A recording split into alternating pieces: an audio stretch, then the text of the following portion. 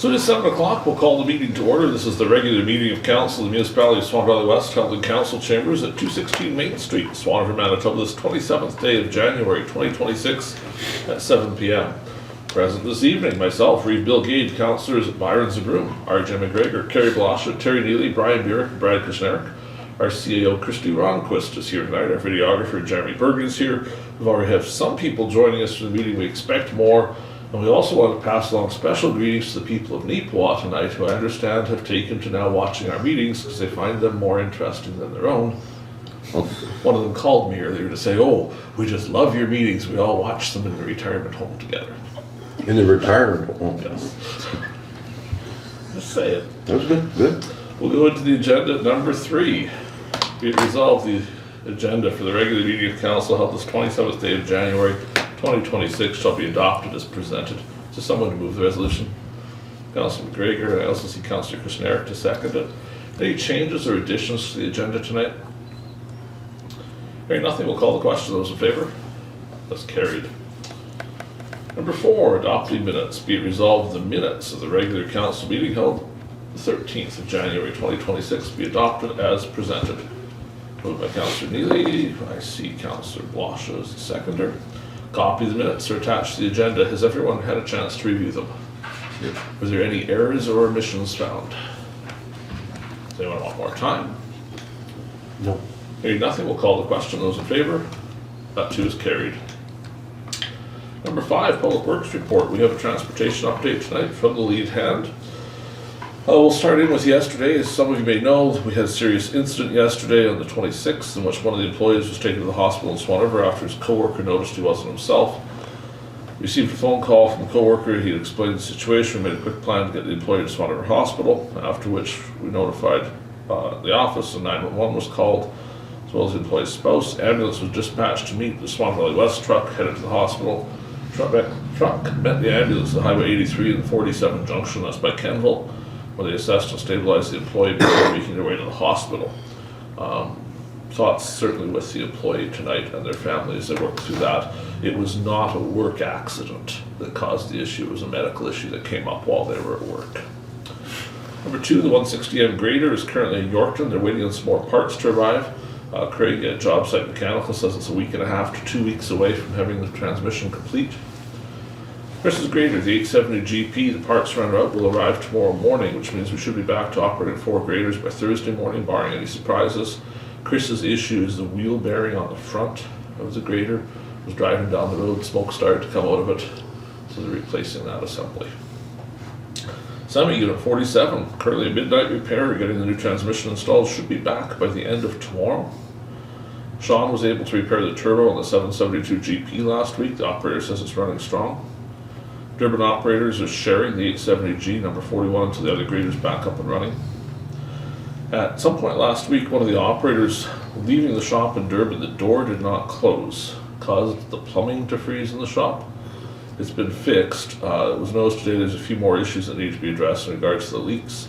Operators are going to make extra sure to wait to make sure the door is closed before they leave the yard. The issue is the door sensors at the bottom. When it's cold, sometimes the fog rolling in will trip the sensor out thinking there's something there, so the door goes back up. So you need to wait until it comes down and it's stopped for sure. And somebody just jumped the gun a bit, and it worked the last 10 times and they drove away before they waited for it to be settled. We had to put a new pressure pump in there, a bunch of new pipes over it. The warm weather and rain we received a couple weeks ago, and then sudden shift to extreme cold, some issues with municipal roads, turning of skating rinks. Ice blades have been purchased. We had some, but we bought more. Installed on all the graders to deal with the issues, as well as the sanding truck has been going out to some of the bus routes to help with traction. High winds haven't helped. Most have been completed now. Pretty Valley seems to be affected the worst, as well as the correction line area. That's where the ice was absolutely the worst. More correction line south. In the north there wasn't so much. Graders have been doing ridging all over the municipality, which has helped greatly with keeping roads clear, especially with the winds we've had.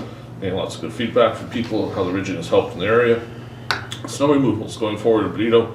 Most of the large piles on 1st Avenue have been hauled to the fairgrounds. Next step is to widen the streets in the next week or so. That may be complicated by the missing employee, as you can imagine, but we'll work through that and we'll have some discussions in camera about what to do about HR matters. Does anyone have a discussion on that Public Works report? Moving on, tonight we have a bunch of delegations scheduled. So just a little heads up to how this is working. The first few of those delegations are optional appearances for fines that were handed out under bylaw enforcement. So they're scheduled, but those people may not choose to appear tonight. We're kind of expecting some of them aren't coming. So we'll just roll on with the meeting, but if one of those people does appear, we'll get to them. And then at 7:40, we're expecting the Benito Recreation Center. So we'll kind of break away from the meeting at that point and hear from them. We're hoping to be through much of the meeting by 8 o'clock, where we get to the public consultation on the bridge. And then we can spend an hour or so chatting with whoever's here to get their input on the bridge. So that's kind of what the evening's looking like. Probably after the bridge, we'll be getting to the in-camera discussions. That'll be a little later tonight than normal, but we'll get there. Let's go to financial items. General Cheques. Be it resolved, the Council of the Municipality of Swan Valley West hereby approves the following payments. General Cheques number 21069 to 21108 in the amount of $136,229.99, and pre-authorized debit number 2026-001 to 2026-004 in the amount of $15,884.84 for a grand total of $152,114.83. Is there someone to move the resolution? Councillor Burick, who would like to second? Councillor Kushniryk. Copy of most of the checks and invoices are here. Who has questions? Councillor Blosha.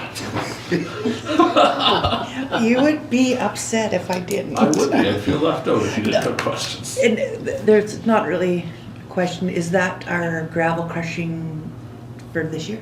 So that's the beginning of it. That's Okay. 8,000 yards that they're completed by the end of December.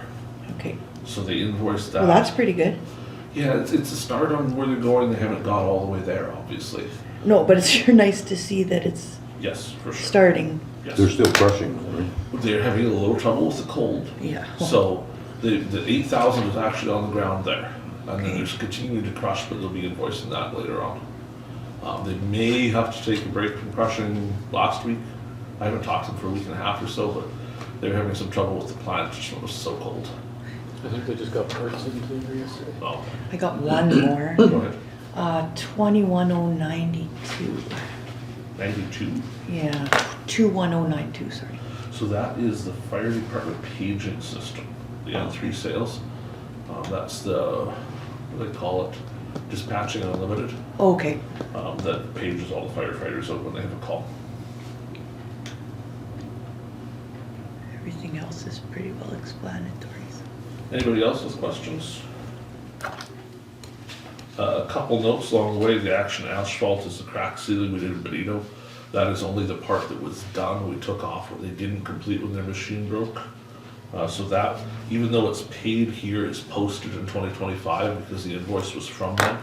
And you'll notice that on a couple of these, that the invoice is dated 2025, but the check is being written now, so those were accrued invoices that are still going to last year's budget, so we're still just finishing the last of that off. There's also a payment here to Beth Poland. Oh, That yeah. relates to her mileage for the library board, so that is, I don't know, 6 months of the whole year. I don't know. January to October, I think it said. It's, I think I looked at it. January, it should be January to December then, it should be the whole year. She just brought it to me a couple days ago, I can Okay. go dig it up here. 097. It's 2025, so January all the way to, yeah, I don't think there was any mileage after October, but it is the whole year. Okay. And that's been our agreement, is that she gets mileage, but no other pay for being there. Otherwise, I don't know if there's anything else that's particularly strange. Councillor Neely, 21097. 1097. For Beth Poland. Yeah, is that for 1 year or what? Yeah, we so just- that's mileage from January to the end of the year for her on the library board. Oh, okay. And much of that's going to meetings, but when they do that Spooktober event, there's a few trips to it as well. Okay. The Swan Valley West check is for utilities, of course, for water.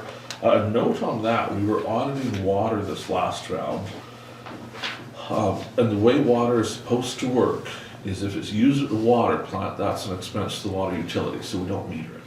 But everywhere else we use water for Swan Valley West, that should be an expense to the municipality. So for example, the Benito office doesn't have an account or a meter. So we're going to put a meter in there and set up an account because it's not supposed to be free to the Benito office. We're supposed to pay the utility for the water we use. The same thing with the Benito shop. So we're going to fix those up and get them done Just a properly. minimum every month, every 3 months, right? It'll be the minimum. Is it but- just a paper thing or what? It's a paper thing because we move it from general into the utility. So that, Yeah. the utility But users, it's required to do that, you're saying? utility users aren't supposed to subsidize anybody. And so if we're not charging ourselves for the water, Yeah. they're subsidizing us. It won't be much, but it's No, it's supposed to happen. a small issue. Yeah. That's all. Obviously, the tax service relates to the tax sale. Those are in process now. So $5,800 out on that for the first notices. They have 30 days and then they'll become registered and they'll get further into the process. We were quite successful. I know we talked last meeting trying to get the last few off. We got most people off the list. We started out with a list of probably 40 properties. We got down quite a lot. So a lot of people were able to make some arrangements, and through that we saved them those charges, which is good. I believe that's all I saw that was interesting. Last chance for questions? Nope. Hearing nothing, we'll call the question on the resolution. Those in favor? That's carried. Are you trying to get in that door again? Is it that or is Lois still there? Oh, it's the door. Okay. Payroll checks 9-2. Be it resolved, the council of the municipality of Swan Valley West hereby approves the following payments. Payroll payments number 1072 to 1088, the amount of $30,559.85. Someone wish to move the resolution. Councillor Blosha, Councillor Neely to second it. A copy of those payroll checks are attached in the private view. Does anyone have questions or discussion? Hearing nothing, we'll call the question on the resolution. Those in favor? That is carried. We are not presenting bank reconciliation or financial report tonight because we're so fresh into the year. That will probably be back for next meeting once we have the first month done. 9-4, that's simply a placeholder to remind you to be thinking about budgeting. We're going to start that fairly soon, into next month sometime. But still just a reminder that that is something that we need to keep in our thoughts. Let's move to 10-1, the ditching survey. So council will recall we had some ditching done without permission in the municipality in the north section of it. And we received mandatory orders because of that. It was not ditching we did. One of the residents dug in our ditch without permission from us or from Water Resources. So they ordered us to undertake some surveying. So a picture is attached here for where that route was. I think you've all been there or at least are aware of it. We had them survey the road, the ditch, immediately beside the ditch, and we also did a fourth point into the field because some of the ditching material had been piled into the first little bit of the field. So we went back a little ways just to see what the true slope of the field was in case it was different. And certainly remediation is next. Now the good news is when you look at the field slope as compared to the ditch slope, they did a fairly good job of keeping the slopes similar. Which is good because if it was drastically different, there would be an order to fix that ditch. We would be digging or replacing material and it would be extremely expensive. We have a meeting scheduled on Thursday morning with Water Resources and with the Watershed District to look at next steps here now that we have the survey back. We're hopeful that we will be able to minimize the amount of work that's required to come into compliance. Certainly there'll be something with the sloping of the ditch. Either way, we don't know how it's going to work out with the roads yet, but we're hoping the bottom of the ditch is at least close enough that we're not going to have to make a lot of changes there, which would save a lot of money. We'll have to lower the culverts There'll have to be some work done on that for sure because they're way too high. by 2 feet or more. Yeah. So, but our hope is always that this doesn't cost a fortune. Ultimately, we do intend to recover that from the person that did the work illegally. But it's best for everyone if it doesn't cost a fortune, because then they don't have to pay either. So we're trying to minimize that as much as we can and figure out the best solution. But it's a lot better than it could have been. Discussion, questions? What time is the meeting on Thursday? 10 o'clock? 10 o'clock. 10? It looked like it dropped 85 feet in 1.9 miles. Yeah, That's quite a slope. it is. Oh, where I am, it drops the height of that old barn from my house to that barn. It doesn't look it, but when you measure it, there's some real slope in this place. Which is why the water runs so incredibly quick. Certainly there's gonna be some holdback issues, there's gonna be some, you know, we have 2 miles of water draining at that speed down a ditch that didn't used to go that speed. There's gonna have to be some mitigation, but if we could keep that to $20,000 or $30,000 worth instead of $100,000 worth, it would be nice. So, we'll see, we're trying to calm that as much as possible. So, just save everybody some cash. Anything further on the ditching? Let's move to 10.2, the G4 meeting recap. So the minutes actually of that meeting are attached here already, they're out. So some folks attended. Unfortunately, Councillor Burick kind of forgot the meeting and didn't make it to it. He had planned to come. I wanted to come, but wasn't reminded. We ate for you. I probably was did. good. There was also a question before the meeting, if someone finds out they can come that didn't think they could, are they welcome? Absolutely. There's usually a couple extra plates. Worst case scenario, you might not get fed as much, but you're always welcome to the meeting. Rations. I could steal off your plate. I've never seen them run out of food yet, but you know, there's that small chance they could. We actually only had 2 major things on the agenda on Monday night. So the first one was an economic development presentation from Lana Cowling Mason. She's from West Italy Community Futures, and she's also big into the Economic Developers Association of Manitoba. So she spent about an hour talking to us about how to know where you are, okay, hour and a half, about economic development. How to know what your community is ready for, what you can proceed with, how do you decide what the projects are, should you hire an EDO, should you not. She went over a bunch of that. She was there at the request of Swan Valley Rise. Because we've been getting a lot of questions from the municipalities about what's the plan for economic development. And they're maybe not happy with the status quo, so we're looking at what could be done that would be better. So she was out for that. She made us an offer while she was there. They have funding from the federal government to deliver the first 4 modules of the Community Edge training program, someplace in Manitoba in the month of February. She said if we could put together as a valley 20 people to attend that, it would be a 2-day thing at a cost of $200 a person. Instead of a cost of $600 a person, they would come and do that training in the valley. It's specifically designed to be a crash course in how to make your community ready for economic development, how to get everybody together on the same page, and how to all move together.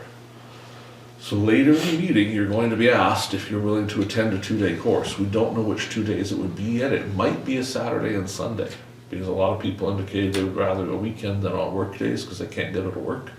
So we're going to have that as a discussion later. We then went on to the Medical Professional Recruitment and Retention Scholarship Program, was what it was called. We're going to discuss that more in depth in a couple points, so we won't cover it too much here.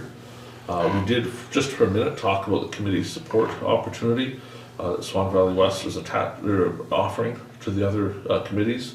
I do have some updates on that as well that will probably be shared in my report later tonight. The Swan Valley School Division mentioned the dates of public consultations coming up. The Benito consultation is on February 4th, I believe, if I can get my calendar up here. So this isn't saying we're closing Benito School. They're holding these consultations everywhere, but, it's the 3rd of February, Tuesday the 3rd at 7 p.m. in Benito School.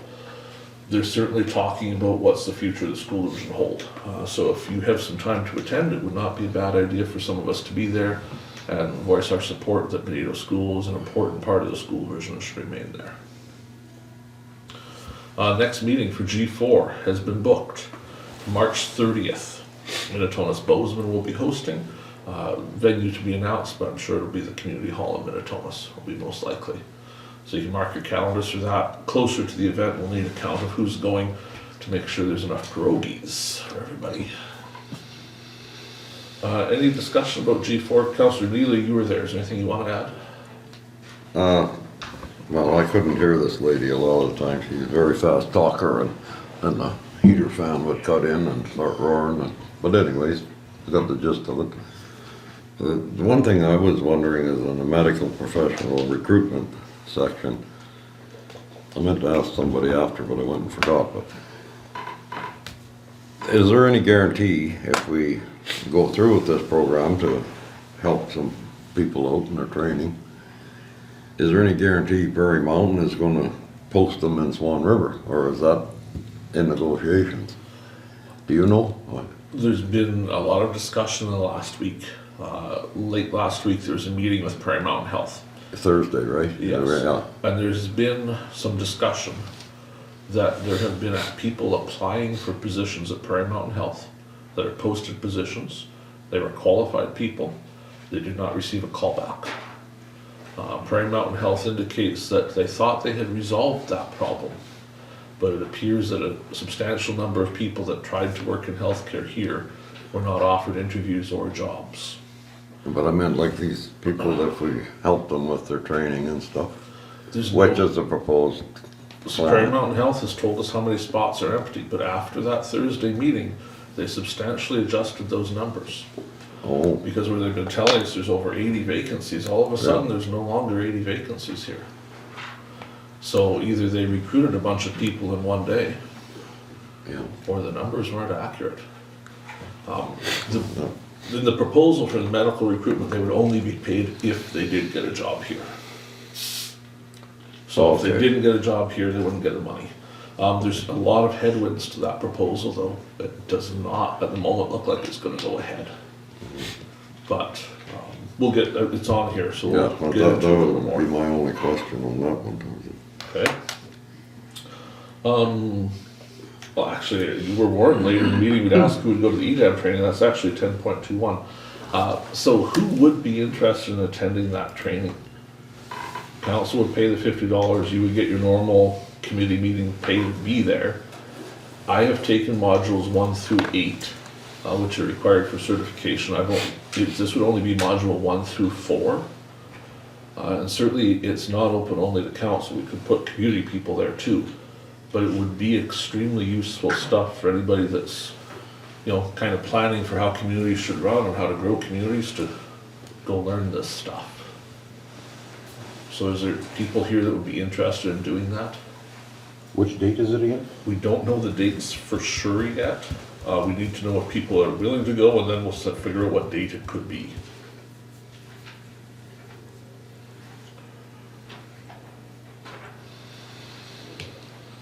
Did you say you took I've taken 1 through 8. This 1 is through 1 8, through and this 4 is what we're 1 doing. through 4? 1 through 4 is kind of the community part of it. 5 through 8 is more the professional EDO And roles. you say it's a weekend? It would be 2 days. Saturday and Sunday? We think it's looking like a Saturday and Sunday, but we're not positive of that yet. Usually runs from about 8:30 in the morning till about 4 o'clock in the afternoon when they do this training, but the Sunday one might be adjusted a little bit. But that's about how it works. Huh. Usually 3.5 hours a course. And they have to move pretty quick. They're meant to be full day courses. It should be 4 days, but they condense them into half days just because people don't have that much time. But it comes with the training book, comes with a bunch of group activities. It's really, really good. You learn a bunch of stuff. We need to know by the 29th, by Thursday, By who is Thursday. willing to do this. Okay. By Thursday. So I'll leave that with everybody. Okay. How many of us can go? Like, As many as we want. We need a minimum of 20 to do this from the whole valley. 20? But they have room for 50 or 60. Wow. So the more we get, the better. And it's good stuff. Like anybody that wants to move the community forward should be taking this and Yeah. seeing how to do it. Because it's all about how to get groups together and how to figure out what can you do and what can you afford. Because just because you want to do it doesn't mean you can afford it. How do you figure out what your community can afford to build and do, and what businesses should you have, and how do you read the statistics to know, gee, we're missing this or we could try that. It's all kind of in there. Well, can you mark me down for that?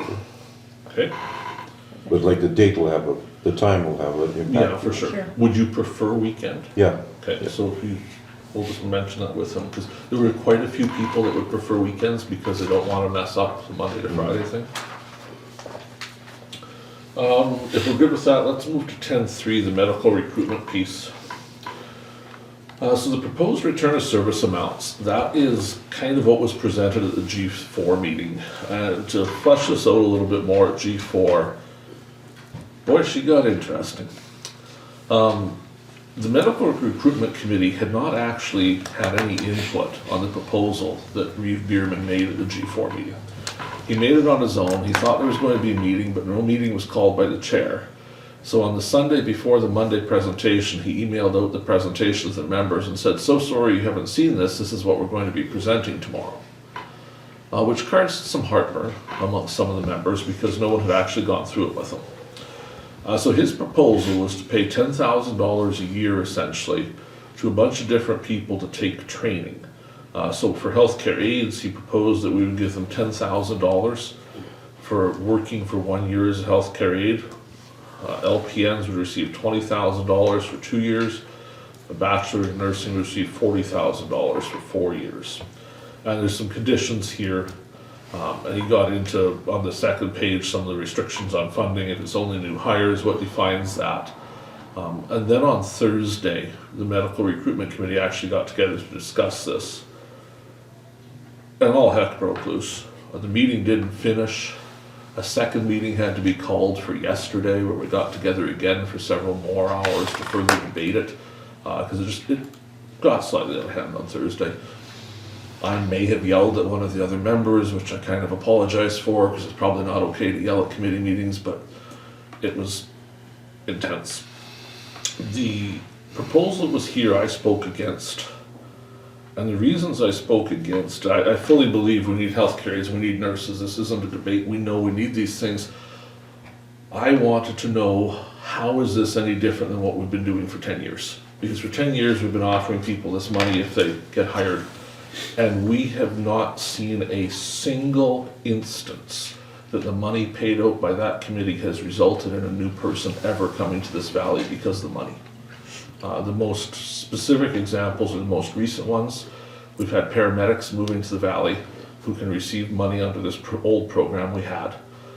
And one of them had been working here for 6 months already before they found out the program existed, then applied for the money to convince them to move to the valley. Another one then found out about it from him and applied for the money too. And that was kind of the straw that broke the camel's back. We haven't paid out money in that for over a year because it was out of hand. When we look through all of the different people that have ever received the funding, there's about 20 people. None of them chose the Swan River Valley because of the funding. Most of them didn't even apply for the funding until they'd already made the decision and came here. There was no attempt to promote the funding to anyone ahead of time to change their mind on coming here. It was once they'd already come, it was just kind of like, oh, by the way, we'll give you some money because you came. This is very similar to that, it's a lot more money. Instead of $5,000 for a nurse, it's $20,000 for a nurse. Reeve Bierman's view was that if we just upped the amounts a whole lot more, maybe that would fix the problem.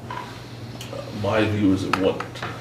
So we spent a lot of time yesterday looking at statistics for the valley as far as workforce, who's in the workforce, who's here, and I said, if we had 100 people that said, I wish I could have a job, I want to work tomorrow, then possibly if we paid for their training, that would result in some more healthcare aides. But the reality is we don't have 100 people. We don't even have 10 that want a job that can't get one. We have a bunch of jobs open. Right now our healthcare aide training has 20 seats. There's only 5 people taking it. So we have 15 empty seats for healthcare aide training, which was paid for. Basically, you didn't spend a dime if you want to be a healthcare aide to take a year of training. So giving $10,000 didn't necessarily entice people. I made the example of if we have 5 people taking the training now, and we're going to give $10,000 each, they already chose to take the training, they're already planning on being a healthcare aide here, so we've really just given out $50,000, but we did not change how many healthcare aides we had. And if a 6th person did take it, well, we've now given out $60,000 and got 1 person, that's pretty expensive. So we debated this for some time. Councillor Blosha was at the Monday meeting, and she spent some time debating it as well. what the committee has decided on this is that we are going to contact all 20 so people that have received the funding, and we're going to ask the very pointed question of, did the funding make you move to Swan Valley? Yes or no? Did you come because we gave you $5,000, or were you coming anyway and you got $5,000 when you showed up? And we know the answer for over half of them already, because the people from the valley that always intended to work here, so we didn't really recruit them at all. Reeve Bierman may not be the happiest about that, but at the moment it seems the committee is fairly evenly split. The chairperson, Mr. White, feels that we should just give out the money because it doesn't cost us anything because it's not our money, which is a tough argument to make when we're spending municipal tax dollars, because it really is money that costs. And then it goes all the way to the far end of the argument of we just shouldn't give out money anymore. We should do anything but give out money, because the giving of money doesn't ever yet have worked. So do we actually go out to the schools to where these people are taking this training and talk to these people? No. That's We what we're never saying, have. that's what we're saying we need to do instead of just offering this money. What for? Because it's like I said before, if these people are willing to take the courses, let them take the courses, and then tell them, as long as you're working in Swan River or at the Swan River Hospital, and you start getting, you're gonna have to start paying back these courses, come with your little receipt, bring it here, and as long as you're working for a school division, instead of giving them a lump sum of $10,000, pay for the course. When they decide they don't want to work in Swan River anymore, they go, well, you don't have to pay for the course anymore. You might walk away with, you might keep a whole bunch here, or, you only pay for what you get, right? I brought an alternate proposal to the committee yesterday. It's the next steps proposal, because I had argued on Thursday quite against it, and I figured I should probably write down my thoughts so they could have it to take home. So my suggestion to the committee was that we continue the efforts we've been doing for doctors, because we're seeing something from that. We're actually going to the job fairs, we're going to the universities, we're going to the events, but we haven't been for nurses, and we probably should. The Explorer passes we've been doing, we're seeing traction of that. The rig tours where we bring the doctors to the valley, we see that, so keep doing that. I'm suggesting we don't do cash payouts with the exception of the local doctor amount. We still have on the books a $75,000 basically scholarship for local people that go to medical school and come back here to practice. So I'm not completely opposed to that. There's no evidence that that scholarship has ever resulted in a doctor practicing here. We've had 3 people take the money, all 3 of them were from here, and all 3 of them appear to have been planning to practice here anyway. So an argument could be made that we spent $225,000 on them, even though they were coming here no matter what. Which is a tough argument to make when you're spending tax money. I suggest we look at various funding options, because there are lots of other programs that pay for the tuition. The federal government will pay a substantial amount of forgivable student loans. Manitoba Training will pay a lot. For many people, they can take the healthcare aid training without putting out a single dollar on tuition. It's all paid for by others. So why would we pay for it if the federal government was already willing to pay for it? It makes a lot of sense. I suggest that we need to know those things before we make plans of paying for someone's tuition, because it's kind of silly to replace somebody else's program dollars. But it would be better to do it that way than just to write them a check for $10,000 and say, here. Absolutely, no. I suggest we promote the training that already exists in Swan Valley with a view of filling the available seats, and ideally have a waiting list on those seats, rather than saying, oh, we have 15 empty seats. We need to promote that to get more people taking it. Promote the job availabilities in other communities like Hudson Bay and the Paw. Swan River's a pretty nice place to live, so why not tell those people, hey, do you know you can come here? At the committee, we talked about even Toronto. If you're a nurse and you want to own a house, Toronto, you can't do that anymore. You can't make enough money to ever own a house there. Whereas here, if you come to be a nurse, you can buy a house. Investigate the options for construction or operation of a student residence. We are seeing a lot of input from the various stakeholders saying that they would have more students here if they had a place to keep them.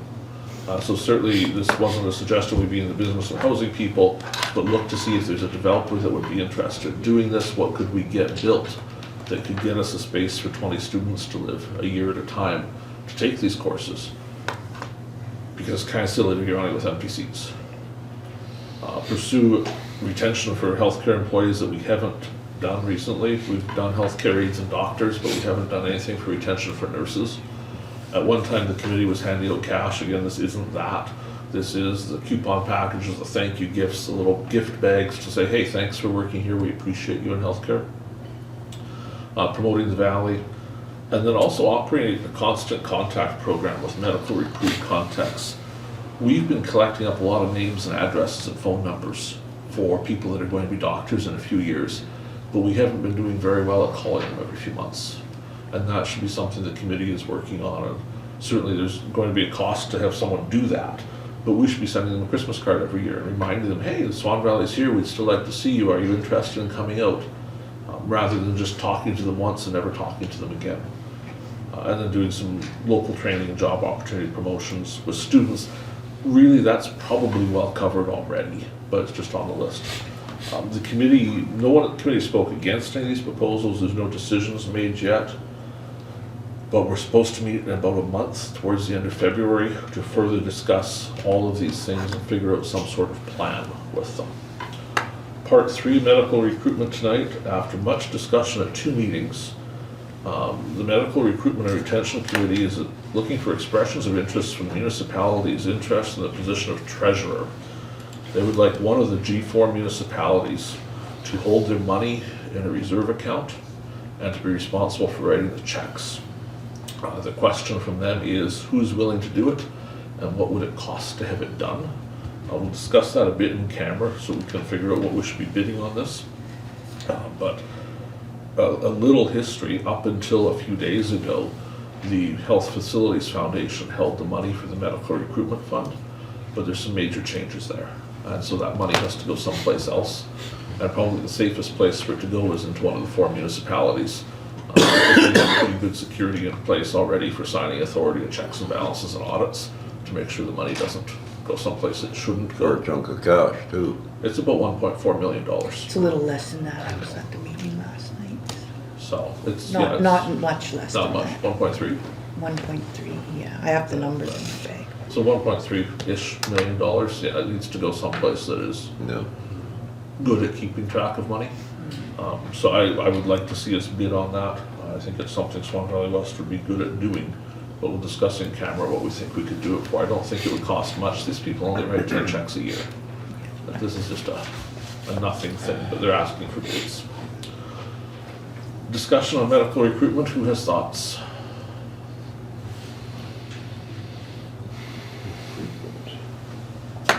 We have 2 people on the committee, so Councillor Blosha and myself will be back there at the end of February. If you have thoughts that you want to share, we'll probably take them to committee for you. There is 8 people on the committee, so we're 2 of those 8 votes, but there was only 6 in attendance, 5 of us on Monday? 5. Looked like 3 of us.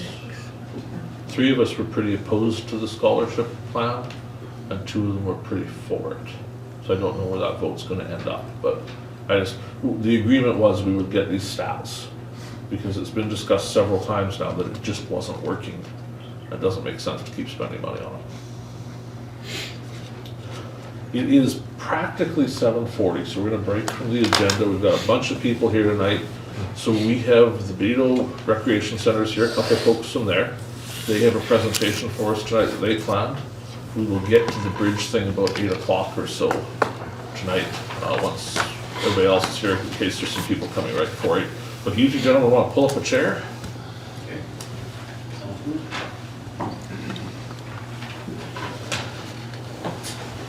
I think we've only had this many people once before and they weren't this calm. I have some data here. I do apologize. The Egg Day show was kind of really cold, and a 1-day remembering trip was turned into a 3-day. So I never got this to you guys on Friday.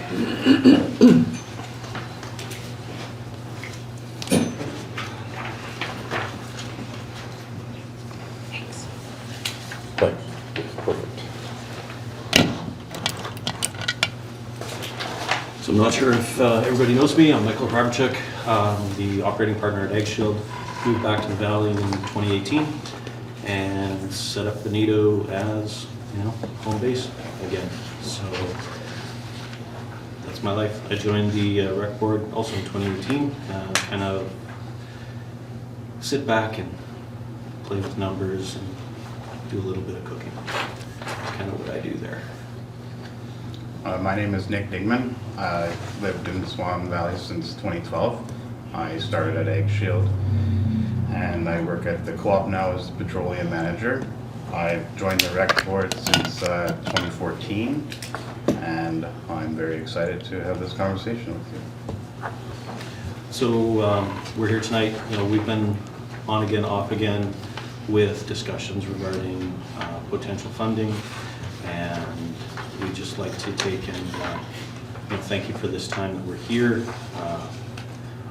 It's been a long time that we've had these discussions off and on with various folks, and it's just great that we're here all together, face to face. So what I've got is a summary of our financials over the past 7 years. We have a strong presence in Benito with the facility. We have a nice facility, and we've reinvested a lot of funds back into that facility over the past 15 years or so. Up around $500,000, give or take a little bit. And one of the areas that we do have recognized is there's many places where we need to take and do improvements in the facility. The facility's 50 years old. This year's actually our 50th year of being open. We've got some stuff planned, some events. I think we've got one in April, one in November. We're just hammering down some details before we want to talk about what they are. But we can highlight the fact that we've been there for 50 years as a group, and it also lead into there are excellent fundraising opportunities for some of the renovations that we do have planned over the next little bit, which is the second page. Just for reference, we've talked about these things off and on as a board. We've never actually put it to paper till tonight, so just to have a little bit of an idea of where we want to go with the facility and some of the deficiencies that we've identified. The most current one is that our doors are 50 years old and honestly are not accessible. So the community's aging. I'm getting older. I don't like tripping on things. It's a pain, and we want the facility to be as inclusive as possible for everybody in that community and the surrounding area. So that's our focus point now. We did the renovation on the kitchen last year. Our hall rentals has increased exponentially since then. We're probably trending a third more than normal, and we're just starting into the booking season now. So great response to the work that has happened there. The Community Futures Group has participated with that, Credit Union, Co-op, and then some other private donors as well have helped us out with that area. So getting the doors fixed is it's a pretty nice feature to take and get everybody that is now coming back to the hall into the facility without tripping on stuff or having the door slap them or whatever the case may be. So one of the things that we would like to propose, and it's not, it has been talked about, it's not a great surprise. We would like the RM to consider looking at paying the utilities for the facility on an ongoing basis. We recognize that budgets are coming, and we would like consideration for that in the upcoming budget cycle. You show utilities here, there's a couple years ago, but that relates, I assume, to COVID, something, currently wasn't turned on or something like that. We didn't run the ice plant. Wow. Yeah. So roughly 25 to 30,000 a year. Yes, and however, just with our year end and such, you guys, the RM has, with the tower, this includes the phones. So there's $2,000 that would not be included that in the average because that's already going out, which, you know, we sincerely appreciate. Okay. Do you have anything else you want to present?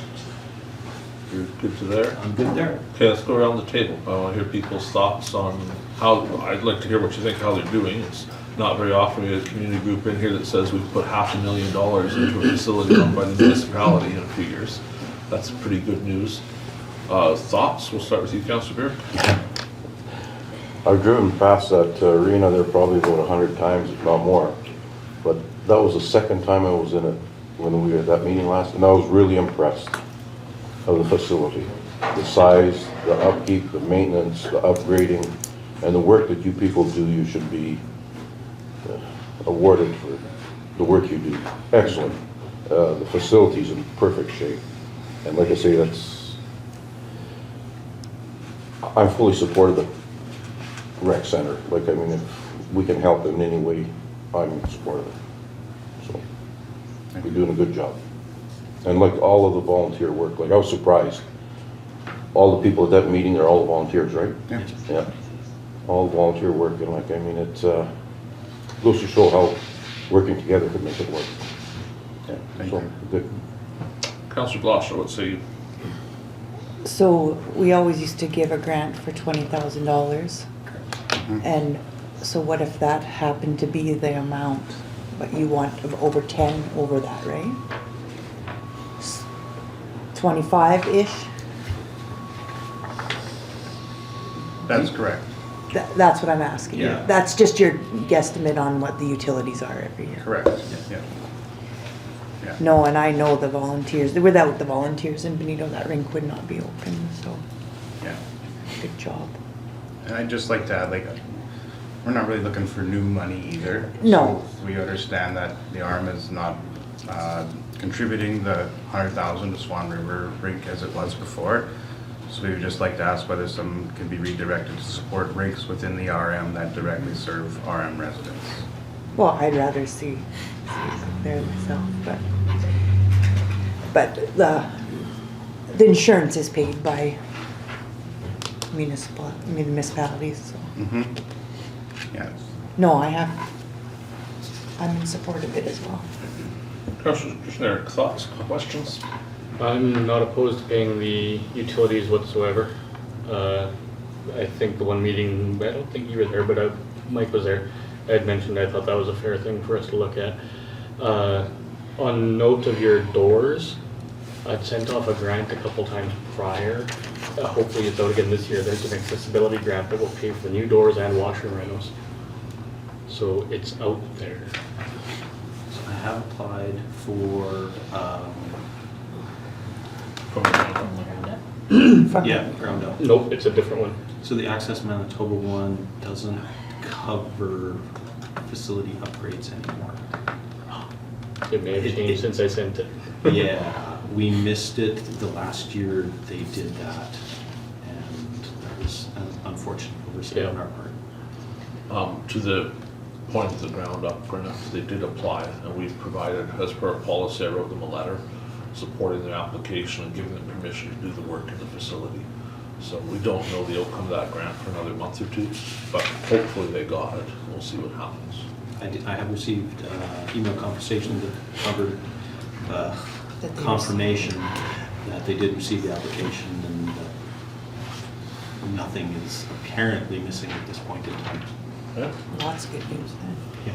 Councillor McGregor, what are your thoughts or your questions? Well, I'm in favor of supporting it. I think the rec center is one of the jewels in the valley, and I think we should support it. That's my thought. Councillor Neely, thoughts or questions? Welcome, fellas. Thank you. I spent 20 years in Benito too, so I'm quite familiar with what you're all going through there. It's always been by volunteers, and that's the only way it's still running today. As like Councillor Blosha said, we already look after the insurance of $60,000. I mean, I'm not opposed to paying the hybrid bill. I mean, that's what it takes to keep the place open and keep it in shape. Well, that's what we have to do as a municipality.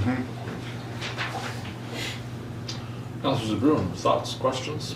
Well, I was always in favor of helping them out, so nothing's changed. Okay. So a couple other points before we wrap this up. I was curious if we do this, like obviously, you know, we've been paying the insurance, but we haven't paid anything else there. We pay the water and the insurance today. We're starting to do the telephone now. But obviously the facility's been generating a lot of money off the volunteer time. Do you have any idea how much volunteer time that is per year?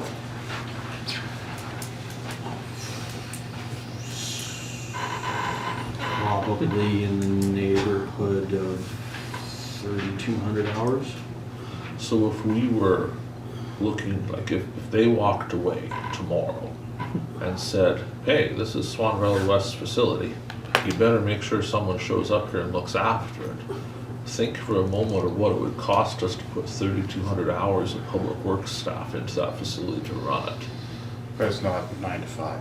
No, but you know what I mean? That's Like, the it'd other be- But it's it'd be still, two full-time even positions. 5 people at one, you know, it's a lot of work. It's a lot.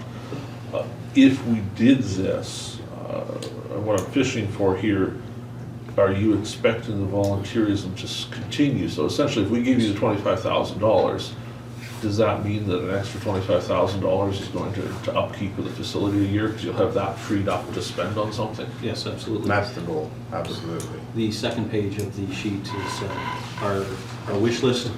Like, we like spending money. I know. We spent $500,000. We've got $400,000 kind of planned out in the next 5 years. And then the meeting that Mr. Kushniryk was at, you know, we went back and forth a little bit on the ice plant.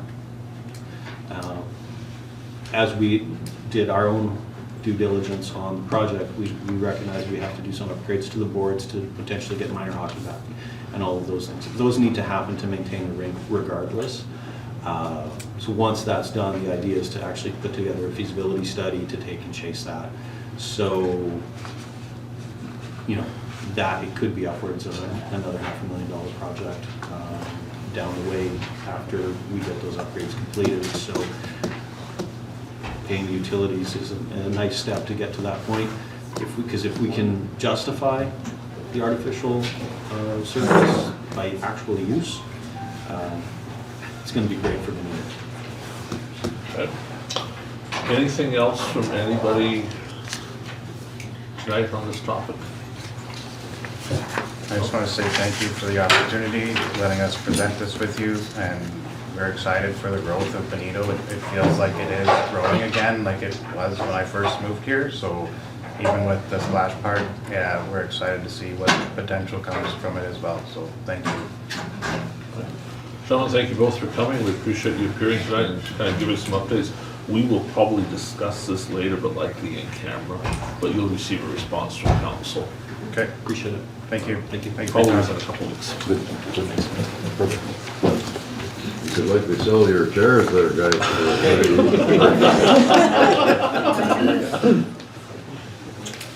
So just for everybody that's joined us, we're doing the bridge at 8 o'clock, so we're not gonna start early just in case some more people are still coming, so we don't have to repeat. So we're gonna do a couple more things. Once we get to 8 o'clock, we'll get into bridge discussion.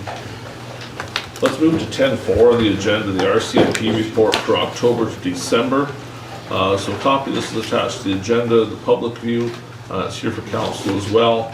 The high level on this shows that calls to the municipality of Swan Valley West are down quite a bit. A year ago, in that time frame, we had 84 calls for service. The RCMP only responded to 55 this year in those months, which is also down from the previous 3 months of 77. So certainly there's been less calls for them into the municipality, which is probably a good thing. There's a whole bunch of other statistics here in the boring list of what all the calls were. Does anyone have conversation they want to entertain about that RCMP report tonight? 40 below, everybody staying home. Yep. 10.5, Manitoba Good Roads Seminar. So Good Roads Association, as you recall, we're receiving 2 awards from them. That's a little bit different time of year, but they have a 2-day seminar. It's a course on how to maintain roads and build roads. So this is on the agenda tonight because we wanted to sort of feel out council on if you want to send someone to this, and if so, who you would like to send. I think Derek. Well, that's kind of what I was thinking, but I wanted council's view on it. Oh, Darryn, for sure. Yeah, he should be going for sure.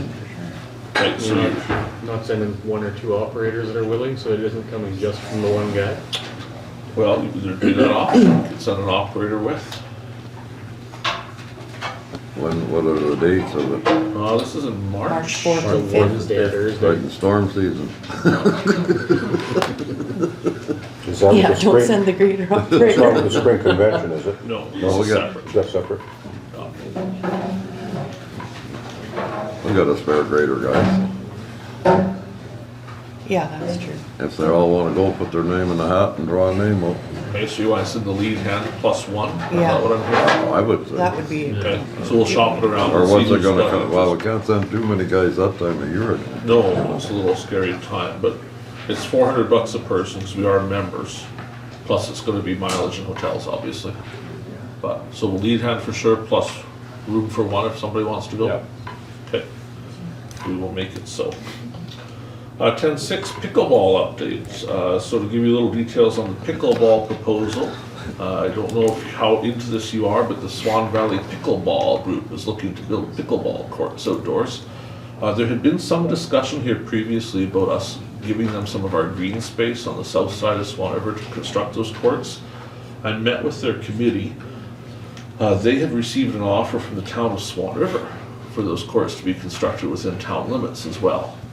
So they came to see if we would be terribly upset if they built them in the town, and I said, well, it wouldn't bother us really, especially if the town pays for them. So we did write a letter of support for them for the grant that they've applied for. It's that same from the ground up grant we just talked about for the rec center. Their pickleball, they've kind of priced it out. They could be quite easily at $500,000 to build the Cadillac that they're looking at, which would be 6 courts with artificial lighting. So we'll see where it goes, but we did provide a letter of support to them. Otherwise, we're just kind of stopped at that point until they figure out what they're doing. But they do have 2 good options for where they could build it, so certainly space won't be an issue. I think it's probably better in the town because it would be by the soccer fields where there's already washroom facilities. So there wouldn't be some push tough to find a washroom facility for them on the south side of town, so. I told them the same, like I said, you're not going to hurt our feelings if you build it in the town of Swan River. As long as it's built for the valley, it's built. Anything on the pickleball? I think we have time, we'll do 1 more and then we'll get to the bridge. So 10.7, the senior election official. You'll recall Lynn Williamson was the senior election official for us, but she's moved out of town. We haven't replaced her yet. This is election year, we need to have one in place. So the recommendation is that we would appoint the CAO as a senior election official. We would not be paying additional for this. This would just be part of general duties. And then we would have some of that delegate some of the office staff. So, the voters list would just be done in the office instead of paying someone separately to do it. What's the feelings on that? Does that work for everybody? Do you want to see something else done? That's good. Okay, so we have a resolution prepared. Whereas the previous senior election official has moved out of the area, and whereas it's desirable to bring this important function in-house, therefore be it resolved that CAO Kristi Ronnquist be appointed the senior election official, be it further resolved that these duties form part of her regular position, and election work may be delegated to other administrative staff as required. Is there someone to move the resolution? Councillor Burick, who'd like to second? Councillor Blosha, any further discussion? She was asked. She was voluntold. yeah, she, I told her, it's easy, there's a book, it tells you how, and she's like, really? I'm like, yeah, you'll be good. Hearing nothing else, we'll call the question, those in favor? That's carried. So we'll break away from the agenda, and we're going to talk about the Brown Bridge for probably an hour or so, depending on how the conversation goes. It's kind of our expectation that we want to hear from everybody that came tonight. So if you're shy and don't want to speak, that's fine, but otherwise we do intend to kind of go through the crowd and get opinions from people I'm going to give you a little background of how we got here, and then we really want to hear from the people affected more than just us sitting here making an arbitrary decision. So, as you know, the Brown Bridge isn't in particularly good shape. It's got some really good humps and lumps to it. Those are caused by the piers slowly coming out. So every time it freezes, the frost is heaving them out a little more. They're not in the ground deep enough. Earlier on, a few years ago, we cut the top of those off, leveled the bridge, and it was good for a little while, and slowly it's getting worse again. If we repair the bridge by again leveling it, by cutting piers off, it will at some point do that again. It's just a question of how long before it gets bumpy again, because the pier simply isn't in the ground deep enough to keep it from frost heaving. And so it'll just be a continual problem of, again, it gets bumpy. On top of that, there's some real structural issues. There's a lot of rotten wood under that bridge. A lot of the stringers are damaged, some of them to the full replacement, some of them are just partially damaged. The recommendation is that the bridge is limited to 10 tons, which has kind of been where we've been at for many years with it. We were under a 2-year inspection schedule, so every 2 years we had to inspect the bridge again in case it had gotten so bad that it couldn't even handle the 10 tons. At the moment, it's still fine for 10 tons, but nothing more. And because of the bumps, it's recommended for nothing more than 50 kilometers an hour. When we did the inspection in late 2024, and there's a couple copies floating around, but there's certainly not enough for one for everyone, but if you want one, we'll get you one tonight of this big thing with all the pictures of under the bridge. They came up with a list of recommendations, and they said it would cost $310,000 to repair everything that was wrong with the bridge and have it level again and safe for heavier loads, which wasn't that bad of a deal, we thought. $300,000 for quite a few years might be doable. We took it to tender late last year. The tenders closed just before Christmas. We only had one bid. It was from the same company, and the bid was substantially different. They bid $621,000 for the work they had said would only cost $310,000 a few months before that, which gave us pause to wonder, what the heck happened? They also provided pricing on replacing the bridge, which would solve the pier issue. They would tear it out completely, they would put brand new piers in. But the price for that is essentially $1.2 million. So what they're telling us is if we spend the $621,000, we'd get 15 years out of the bridge before it had to be torn down and replaced. If we spend the $1.2 million, we would get 50 years out of the bridge before it needed major repairs again. We've looked at the idea there's bridges 2 miles to either side, but obviously there's a lot of people who use that bridge.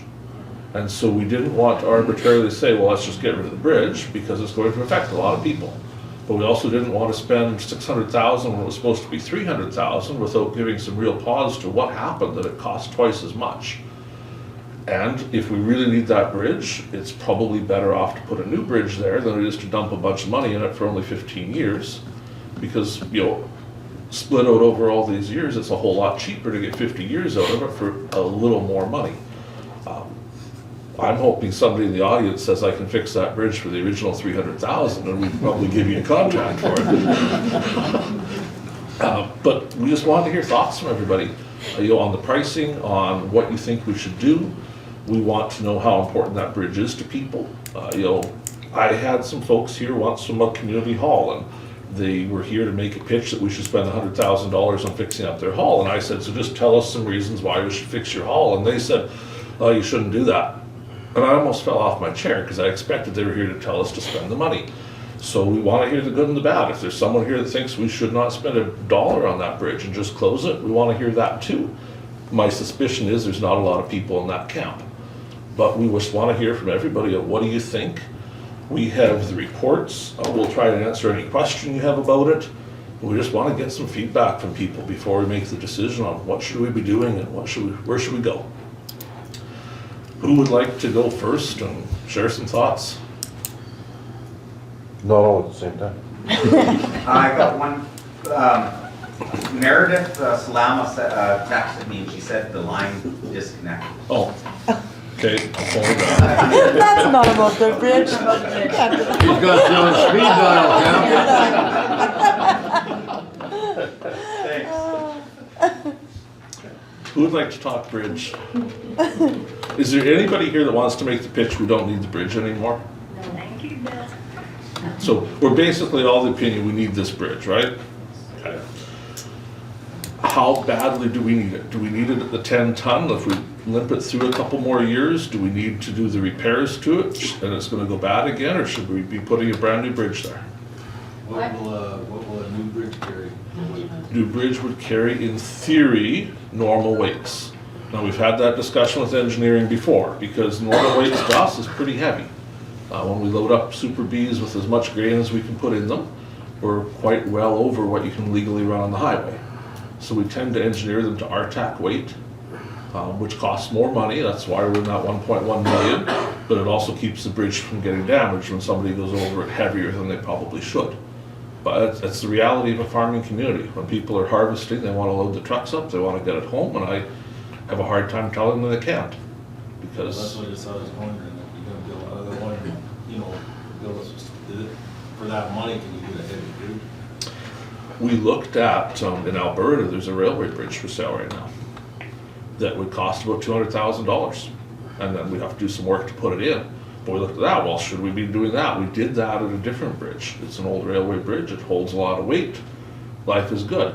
It isn't a fancy bridge like these folks build. This Pure Engineering is the same folks that are building those 2 bridges in Duck Mountain right now on the provincial highway. Is a railroad bridge gonna carry a 4-wheel drive tractor? It would be tough. And hopefully, It'd be tough. hopefully they build it faster than they built it. That's the one. I ones work, that I is- work with the parks in the summertime, and that road is horrible. I wouldn't wanna be the guys living up at the lakes, never mind hauling campers and trucks and boats. And I feel sorry for them because, boy, I tell you, trailers and shit like that takes a licking. No matter how fast or slow you go, yeah. The repair option for this would be next winter. So we'd get through another year as it is. The replacement option would start this coming summer if we approved it and found the budget money for it. We don't have $1.1 million sitting in the bank to build a bridge, so we'd have to borrow the money, and that takes us a couple months to get that done. And then we'd have to figure out how we repay that. When we did that for that bridge by Swan here, it's on everybody's tax bill, right? Everybody sees that bridge as a separate line. We can do that, or we can just run it into the normal taxes so it doesn't show separately. And there's some pros and cons to each one. It doesn't change how much is owed on it, but it can, make it clear. Sometimes it really pisses people off, because a lot of people have never been across the Burnside Bridge, they're pretty mad they pay for it every year. But that's just how municipalities are, we all pay for everything together. Councillor Neely? I would just like to add something else. A lot of you are likely aware that the Ford Crossing out by the golf course here is on its last legs. Something has to be done there. You're no longer allowed to build Ford crossings, so you got one option, well, 2 options. You just close it or you build a bridge. Now that bridge, if I remember right, is closer to $3 million. 4, isn't it? Close to 4. 4, okay.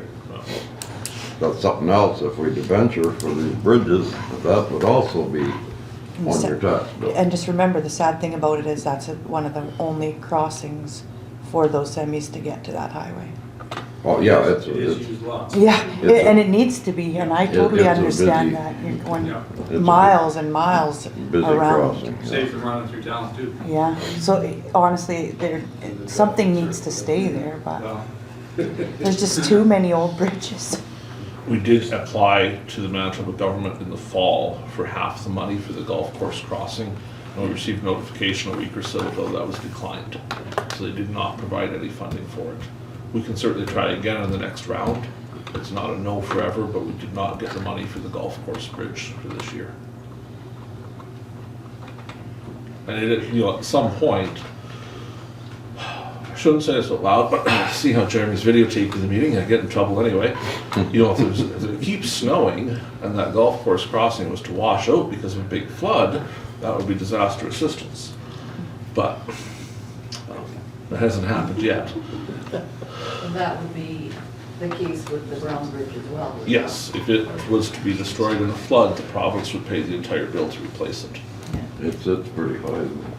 not? It sits high and we haven't actually had a flood for a few years since we've wanted one to take a picture. It's about time. We're not supposed to hope for those things. probably wouldn't be the water, it'd be the ice. Yeah, it'd be nice, so. So if we're looking at the difference between repairing this thing and replacing it, is the general consensus we should replace it completely and go for the 50 years? It's, you know, overall it's less per year, right? It's a lot more money now, but Is that 1.2 million guaranteed? Because some of these things go nuts after they start. well, this is the thing, like, it was supposed to be 300,000 to fix it. Yeah. And the same company, they provided us that estimate in December 23rd of 2024. They said 300,000. And we said, well, because of the amount we have to tender it, they knew that was coming. We went to tender with it, and we provided, the only thing we changed about their list of work was we took their price off the top. We provided their exact list of work as the tender, so everybody's bidding on the same thing, and they came back at double. I would say if you will build the bridge in 2 years, it will be double again. The prices, how they're going, I did pricing for people who ordered stuff from me last year, and I do now again. And there's some orders having a prices $500 more than 3 months ago.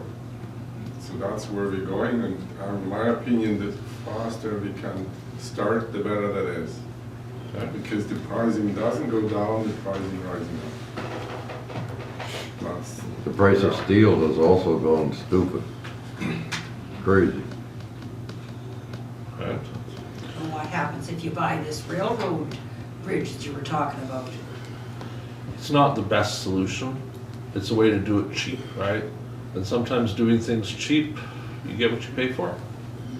You know, we did that, it's the Whitmire Bridge, there's an old railway bridge, and they brought it and they put it in there, and it's been good for years. But, The Whitmire Bridge doesn't have the traffic that No, those not two this. bridges have. Not even close. I live by the Whitmire Bridge, so. So is it the same company that's, like, just one company and they've given you both these they have, bids? we would not take their bid for replacing it without tendering again. We would push harder, like we asked Canada Bridge, which is Minty, Harold Minty, to bid on, and he didn't because of the repair. He didn't want to do it. But if we were going to the new structure, we'd be again tendering the new one with hopes that maybe somebody would come in cheaper than they have. There's no guarantee on that.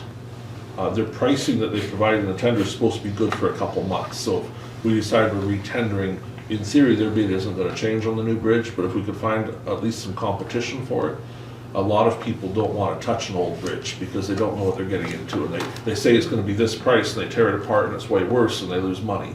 Whereas building a brand new bridge, a lot more people will get into that game because they can control it so much better. So we would hope to have more bids on a new bridge than we have on this. I don't know that, I haven't asked the table, but my feeling was they weren't happy with what came back in the tender. And so, you know, the tender is basically $17,000 per wooden beam replaced on the bridge. That's insanity for a wood beam. You know, so even if the option was to repair it, I would think that council would give some thought to beating the bushes to get another quote on the repair, just because it's so incredibly high. You know, the price of wood didn't change by double. It shocked us when we saw it come back so high. We thought it was coming back around 300,000. We would just approve the tender and this would be a project going already. And then we stopped when we saw the price and said, we better give this some second thought. I think they say that one at Long Lake, they don't figure that's gonna be done until this coming fall, right? So that's 2 years ago, they've been working on that. About $6 million worth. Yeah, I can well imagine, Terry, yeah. Yeah. But if you do fix it, 15 years is gonna go by pretty quick. And it's not gonna be smooth for those 15 And you won't be years. able to fix it again, probably. No, because the piles are getting pretty close to the point where there's not enough in the ground to support the bridge. There's nothing left to cut off. Yeah. And you know, in 15 years is the point at which it's so bad we have to close it. That's not, it's great for 15 years and then it starts to get bad. That's the end of life in 15 years. So 5 years from now, it's gonna be bumpy again. And the bump is gonna get worse. Well, you're getting 4 times the life for twice the price. So, More than 4 times because actually the quote says 10 to 15 years. So 10 to 15, 10. yeah, so they If could the be shape getting it's in, I 5 guarantee you, times the 10 life will be done. for twice the price, so. I mean, if you're buying something. But the new that's a bridge good is deal, right? 50 years, yeah. And it'll likely go more than 50 years. Yeah, and it'll go more than 50. Likely 70, 80 years, who knows? I won't be around, I can tell you that. No, I said there'll be lots of us not around in 50 No. years, but hopefully our kids or their kids will carry on. And then they'll be here, and they'll have to build a new bridge.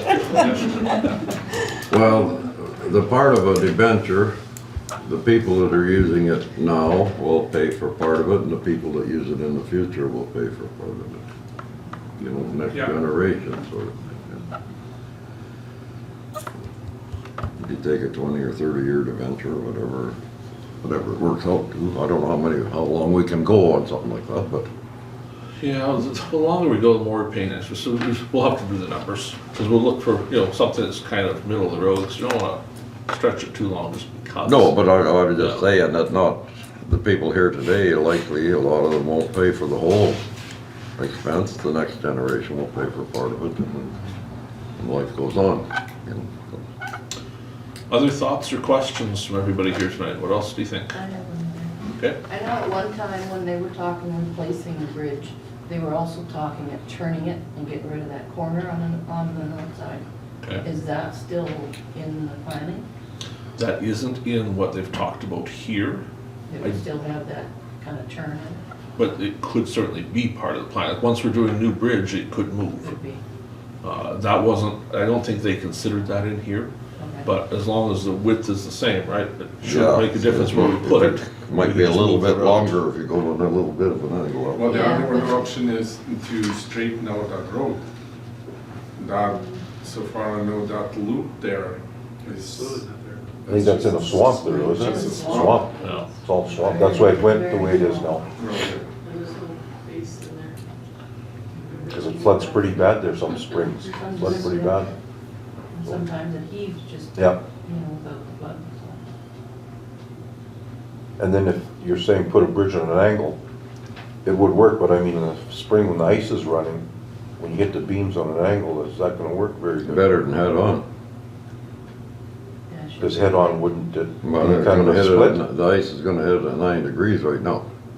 No, Turn on a bit of an angle, you're cutting that down a little bit, so it wouldn't be such a hard thump. Sort of like getting hit here or hit over here with a fist. One ricochets a bit. Come here, let's try it.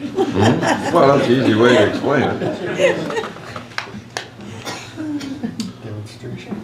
Who else I'll wants? show you. That's what I meant, let's show us. Like we use, my parents live right on the corner there, here across from Kathleen. That bridge gets tons of traffic, tons of thoroughfare. There's people on land, both sides of the bridge constantly, equipment coming and going constantly. Equipment isn't not, like it hasn't gotten any lighter in the last 20 years, and it's not getting any smaller either. And it's already a pretty narrow bridge, so repairing it longevity-wise, not really a great option. No. Or if you could go above and beyond, a little bit bigger, a little bit heavier, a little wider. I think, it's again the price of the repair, right? If we were at that 250, 300 for the repair, or 1.2 for a new one, there'd be more discussion of it. They're so close together. For the amount of time you get, it just, yeah. The amount of time you get, who came up with those numbers? Again, whoever inspected. This Pure Solutions. They're one of the top bridge companies in Manitoba. They work for about 2/3 of municipalities, but their bridge inspection team and their building bridge team is all the same company, right? So there's always that thought of, It wasn't independent. no. In this situation, we had somebody else inspect it before, right? Years ago. Many years Yep. ago, there was a different company that Isn't did. it? We were on a warning back in those days. That's why it had to be cut down and Yeah. leveled off. And it's been, as long as I've been on these parts, it's been on a mandatory 2-year inspection schedule because it was so bad already then. Brian, you're familiar with it, it's in your ward, I mean, Had how to- long they've been going on? We As had long as Alec you've been here? Halischuk, we had Alec Halischuk and Ed Hay in there, they were cutting. I was beams there and- with them, I went with them on Yeah, the and they were, initial. they leveled it out, but it didn't stay level for long. It just heaves and it doesn't, it's the way it was built. But it's, What's so- council's opinion on what should be done? We've talked about it here, we have not made a decision. When we spent a long time talking about it, we said, let's ask. And there's that old argument, right? We're elected to make the decision, just make the decision and get on with it. But at the same time, we kind of like to hear from the people that actually use the thing. Because what's the point of us assuming we know better? To us, it looks like we should build a new bridge or we should close it. The repair isn't an option to us. Either get rid of the bridge or replace it. And so if the general consensus is we need the bridge, we need to build a new one. I don't think anyone here is going to make the argument we should be repairing it for that price. If there was a $100,000 repair option, if somebody came along and said, oh, you know what, I could patch this up and get 10 years out of it, would we consider it? Probably. Yeah. But 10 years from now, what is that bridge going to cost? You know, we're not going to be $1.2 million 10 years from now for a bridge. It's gonna be $4 million. It's going to be, no matter how much the interest is on paying for that thing over time, it's still going to be cheaper to build a new one now than it is to build a new one 10 years from now. And just how it is, right? So, you know, we want to make sure before we build a new bridge that we don't say, hey, we're building a new bridge, and everybody says, you guys are idiots, we don't need that bridge. You know, just to feel it out and make sure that the view is, yes, we need it. Yeah, we use it. Anybody else have anything they want to say or any questions they want to ask? Yes, two things that have changed since that bridge was originally built. The river used to loop around, and that's why it was causing all the ice jams, and it came around counterclockwise. And then there was a cut made through to straighten it out to stop all the ice jams. And so now the river is eroding to the north. So if you look on Google Maps, it's pretty easy to see that that bridge probably should be moved about 50 feet to the north if they make the north edge of the river straight, because basically it wouldn't be long and the water's going to go on the wrong side of the bridge and rip a new channel down around the corner. So, and I disagree with the idea that we can't straighten that road out. I'm sure Cam can build us a new road in short order. It's not that far. The old riverbed dropped a pile of rock in there, and then lots of neighbors got lots of rocks, and I'm sure they'd be happy to donate to the project. Because I know there's been plenty of vehicles coming from the south that don't make the corner. They end up either in the bush or in the river. Yeah. And one Sunday I was coming the other way, and there was a truck that had gone from a drunken party at Bozeman heading to a drunken party at Benito, and he come up the corner and he was sideways on the ice. He launched off the bridge and the truck was laying on the side, so there's been plenty of accidents there due to that corner. I mean, anybody local knows that you got to slow down to go. Don't have to worry about the speed limit because. Oh, yeah.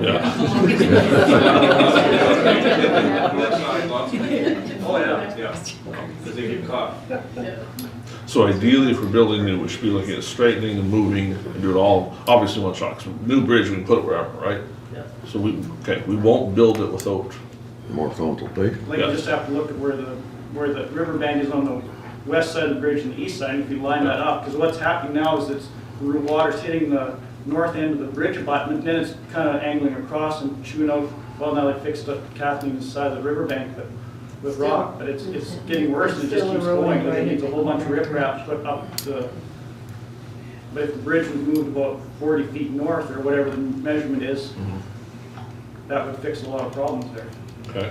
So actually we have to Also, I was going to ask, like, is it in imminent danger of getting inspected until you can't use it? There's an amazing thing about bridges. It appears from all of our research that they trust the 7 of us to decide when it's not safe to use it anymore. I don't know why, because you would think there'd be some sort of official person that was a lot smarter than us. No, they give us a recommendation and we make the decision. And if we leave it open until somebody falls through the deck, so be it. So it doesn't look like, worst case, somebody would come and say, we recommend you close that bridge. But they can't compel us to close it, which is nuts, because, the point that an engineer is saying it's going to collapse probably should be closed. It's not due for inspection now until the end of this year. So if that was to happen, the earliest it would happen would be the end of this year, a recommendation would come. But the decision needs to be made before then. And depending on when we get the ducks in a row, the old one's going to be torn out. There's going to be no bridge for a while I tear it out and put a new one in and wait for that. But probably that would be happening about the time the inspection is due. So I don't think there's a risk of someone saying you must close it. Larry personally inspected it about 2 weeks ago, and those beams are this thick, they're about 2 feet apart. It's not, I wouldn't hesitate to drive a loaded B train across it. I'd like to actually try it in summer and see if it moves, because, like, really, if you go and see how much, yeah. Bring your cameras, guys. Most of the beams that are rotten are the ones on the very edge. They're The ones edge that or the top. There's worst? an odd one in the middle, and there's that one spot at the north side that's rotten, but the rest of the bridge deck is all treated wood, and it all looks excellent, so. No. There's some rot inside, from what they're telling us, there's some inside the middles, but the outside was the worst. So if you're in the middle of it, we certainly run the grader across it, without any hesitation. I'm sure there's some people who put some pretty heavy things across it too, but it seems to stay, but for how long? So are you saying that the bridge should just be repaired? Well, what I say is we should start building the road to straighten it out, to get that fixed first, and then build a bridge in the right spot. But I don't think it's an emergency. Well, I think if they turned that bridge so that you don't have that corner off the bridge, would improve it a lot. But it would make the bridge a lot longer too. Well, I don't know about a lot, but yes. it would. That's a new bridge, that's not repairable. No, That's a new bridge. Right. So I guess, is there anybody that wants to make the argument we should be repairing the bridge that's there in its current location? Anybody that, and just because you're the only one that thinks it doesn't mean you can't say it. We do like to hear from everybody, but if anyone feels strongly that's the way we should go, we'd like to hear that too. Without looking at the data, if they're already cutting off piles twice, says to me that, and it continues to heave, that you are really compromising your structure, and who wants to take on that liability? Absolutely. So repairing it is less wise than building a new one that's gonna last you longer. Now, I haven't looked at how long the piles were, but if they weren't deep enough and you cut them off twice, Well, logic says Less is in the ground. you've got a lot less there, and your problems could heave quicker. So I'm not the one paying it by myself. You guys have to find out, but we all, as a team, as family, community, brunt the bill, because you can tell all these people use this as a hub.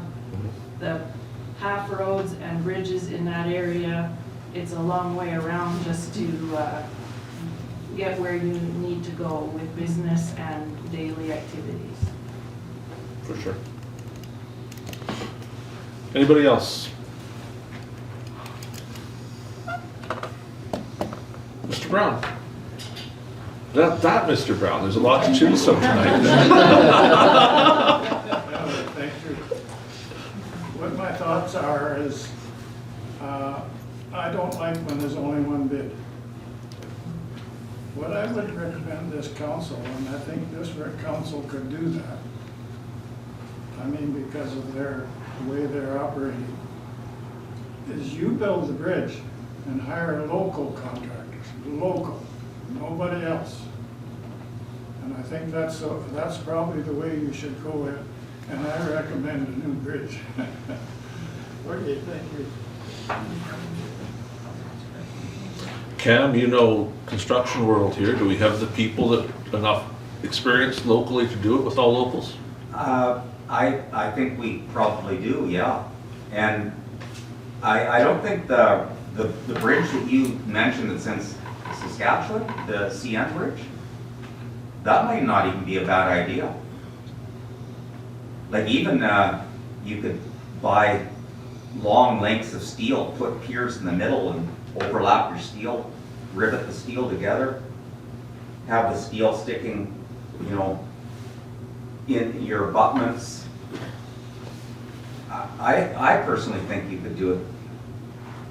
But would it be That's me talking. I'm not, I don't want to take responsibility for something going wrong. We don't go back many years and we built all our own bridges. This idea of hiring someone to build a bridge is pretty new, but the world has changed a lot too, right? We're not, not the same level of experience we all used to have in doing these things. We used to just dig a hole and put some stuff in it and call it a bridge, and in some ways, that's why we have some of these problems now. And a lot more people coming back on you for different things now than you used to do. Well, It doesn't matter what it is. We have the deepest pockets, right? And if something goes wrong, everybody looks at who can they blame and where can they get money, and the answer is quite often the municipality. Because we have a lot of insurance and ability to pay. If it's an MPI accident, that's limited, but anything else, you know, people can chase whatever they can chase to try and get money. So it's kind of nice to have it, not saying that locals can't do it, we do a lot of things with local contractors here. Yeah. But it has to be done in a way that kind of is accepted standard these days too. So it's not just totally up to lunch. Another thing too, the road going to the paw, there's a section in there called the bog. That was all built on corduroy wood. And that was like a community effort too. Like apparently a lot of people got in there and worked overtime to lay the logs down. Like my grandfather was even working on that project, and he was one where he had a belly dump back in those days. And they're still driving over that wood to this day. That corduroy wood. On no base underneath at all, really. No. There was nothing there. There was even like off the bog, there's even a drag line that's still sitting down there somewhere in the bog. That's how soft the ground is. But, and then, like I agree with David, maybe that road should be fixed, and the power water can really carve out a new waterway if it's not looked after. So. Well, we have the chance now that we can fix the road, right? And if we're sitting here 5 years from now and saying some kid died one night, we're all gonna feel kind of dumb, right? That we didn't take the chance when we had it to keep that from happening. Okay, anybody else? We want. How much road are we talking there? How much would we have to extend to change that road? What's the distance? 300 yards, 400 yards? Oh, sorry, what was that, Terry? How far north would you have to go from the bridge if you went straight north to the road? About a quarter mile. Well, yeah, Yeah. 300 or 400 yards, yeah. Shorter up the street. Safer. No. Boy, I went through an accident on that curve. I've done Met that. another vehicle, like you go over the bridge and it's a sharp corner. Then there's another next curve, it's totally blind. You don't see somebody unless you're near that wall. Yeah, you got an S curve there, basically. Yeah. It's, but, I mean, everybody who drives it knows it, and they're pretty careful. Well, people that live there, but somebody that doesn't live there, maybe had a few bubblies or something.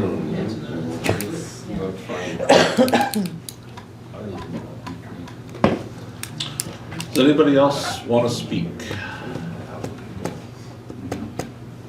You're welcome to. How wide is the CN Bridge? You mentioned it. You know how wide it's wide enough. We'll have to. We no. don't chase it much. Yeah, you don't We want get something narrow, specs. but I mean, like Cam there mentioned the CN Bridge again. Well, the trouble is the sides, right? Like. Yeah. The That's sides right. would be so high that you can't get farm equipment Yeah. over the sides. So if it's narrow, it's no good. No. If it's narrow, it's no good. Not like you can't get forward. No. No, if we're gonna do it, we gotta make it so everything fits. The price that Pierre quoted us includes demolition and removal of the existing bridge as well, just so that wouldn't be an extra cost either. When we built that Burnside Bridge, do you remember we built it a certain width? But we just thought for a little bit extra money, we built it wider. Yeah. You remember? Yeah. 4 feet, I think. Something like that. So it's a wide bridge because we thought we called it the Johnson Bridge. If it ever closed down, they could use that one as a main road. Yeah. That one must be just about paid for now. Couple more years. Couple more? Yeah, 2029. So is that the one that you used to call the old Zanson Bridge? Yeah, yeah. South of the landfill. Yep. Or south Where of, you're east a little bit. Yeah. South of Mazers. Mazur. Used to be a big steel one on there. Yeah. So if everyone's good, we'll wrap up this part of the meeting. There's some cookies in the corner, but there's probably not enough cookies for everyone. But if you're hungry, grab a cookie. Cam was over there, there's likely none left. I want to show some appreciation for you coming out. I know it's a cold night and it's winter time, and we really wanted people to have their opportunity to tell us about this, so we could just gauge that view. So thank you for coming, because it makes it a little easier for us as we go through the motions here and start to make the planning to know what everybody kind of wants to happen and kind of represent clearly what you're all saying rather than us just guessing at it. So would it be similar to the one that's just to the west that they just finished replacing on the other road? Provincial road. A mile or so? The waterways was built by. Oh, that, Yeah, it's provincial road. yeah, that's a provincial. Be somewhat similar. But it would be similar to that? Yeah. They gave us some pictures. In one of these reports, they showed us pictures of the bridge they were planning to build. It just looked bridge-like. There was, metal frame, post metal driven into the ground, then a metal frame, and then wood on top. It was pretty normal. And then paved. The pavement is just to keep the water out so it can't rot and rust. We did that bridge, I don't know what we would call that one. 2 years ago, we did pavement on it, south of Zbirun, because it was all cracked up and the wood was gonna rot. Johnson Bridge? Burnside Bridge? No, Johnson. That's straight south of the dump. Oh. Crestview was a couple of years before that. Okay. Johnson, I think we did 2 summers ago, we replaced the asphalt on it just because once it was all cracked up, it's just a matter of time until it starts to rot. We do Crestview too? Crestview was a couple of years before. Yeah. Would a concrete bridge be more expensive than, like the ones that are building up along the lake, it's all just concrete, precast things that drop on or bang, bang, it looks indestructible. My guess is yes, it would be more expensive. Because if it was cheaper, they would have bid it. But we could ask those questions. I know for the concrete there, they've had some issues with the concrete because they couldn't seem to find gravel here that would work into the concrete, so they've been hauling gravel in from Selkirk to try and do those bridges. The main beams they haul from Winnipeg are Yeah. metal. It would be interesting to know what the price of each of those two, they look almost identical, so does anybody know what the price of them is? Or? Wasn't it around 6 million or so for those two? Yeah, 6 million for two of them, I heard. I don't think so. Yeah, about 3 million each. But there's some complication there. They had to build all the go-arounds and everything, right? Which we wouldn't necessarily have to do here. So it would bring the price down some, but you're still more, I think. But I mean, that one bridge that, it's over a creek you could jump across. The amount of bridge they built there is pretty massive. That tends to happen when the engineers get involved. 500-year lifespan. Just how the water comes down there, maybe only once in a year. But Yeah, there's quite a bit there in a short time. It moves pretty quick there. otherwise, like you said, it's just a trickle. I don't know why they didn't just put in 4 great big cement culverts and be done with it, but. Exactly right. Because they had 2 there before, the one. Yep. Just double up the culverts, make them a little bigger and let her roll. Been there forever. Yep. So next step, sorry to interrupt you, but next step, obviously the room is kind of the opinion to replace the bridge. What's the council's next move on that? So we'll give a little more discussion. My suspicion is that later tonight, staff will likely be given direction to go and have these conversations about the straightening of the road and such, so that we get our ducks in a row of exactly where we want this bridge to be. Right. And then probably consult with these guys, but also see if we can't get a couple more bridge folks that are interested in it. Ideally, we would love 3 people bidding on this. Especially if you're talking new. Well, exactly, right? I think it'll be easier to draw more bidders to new. I can't see why Harold Minty wouldn't bid when it's a new bridge, because he likes building new bridges. And he tends to be cheaper than Pier on most projects. So, we could bring that price down a little bit, even better.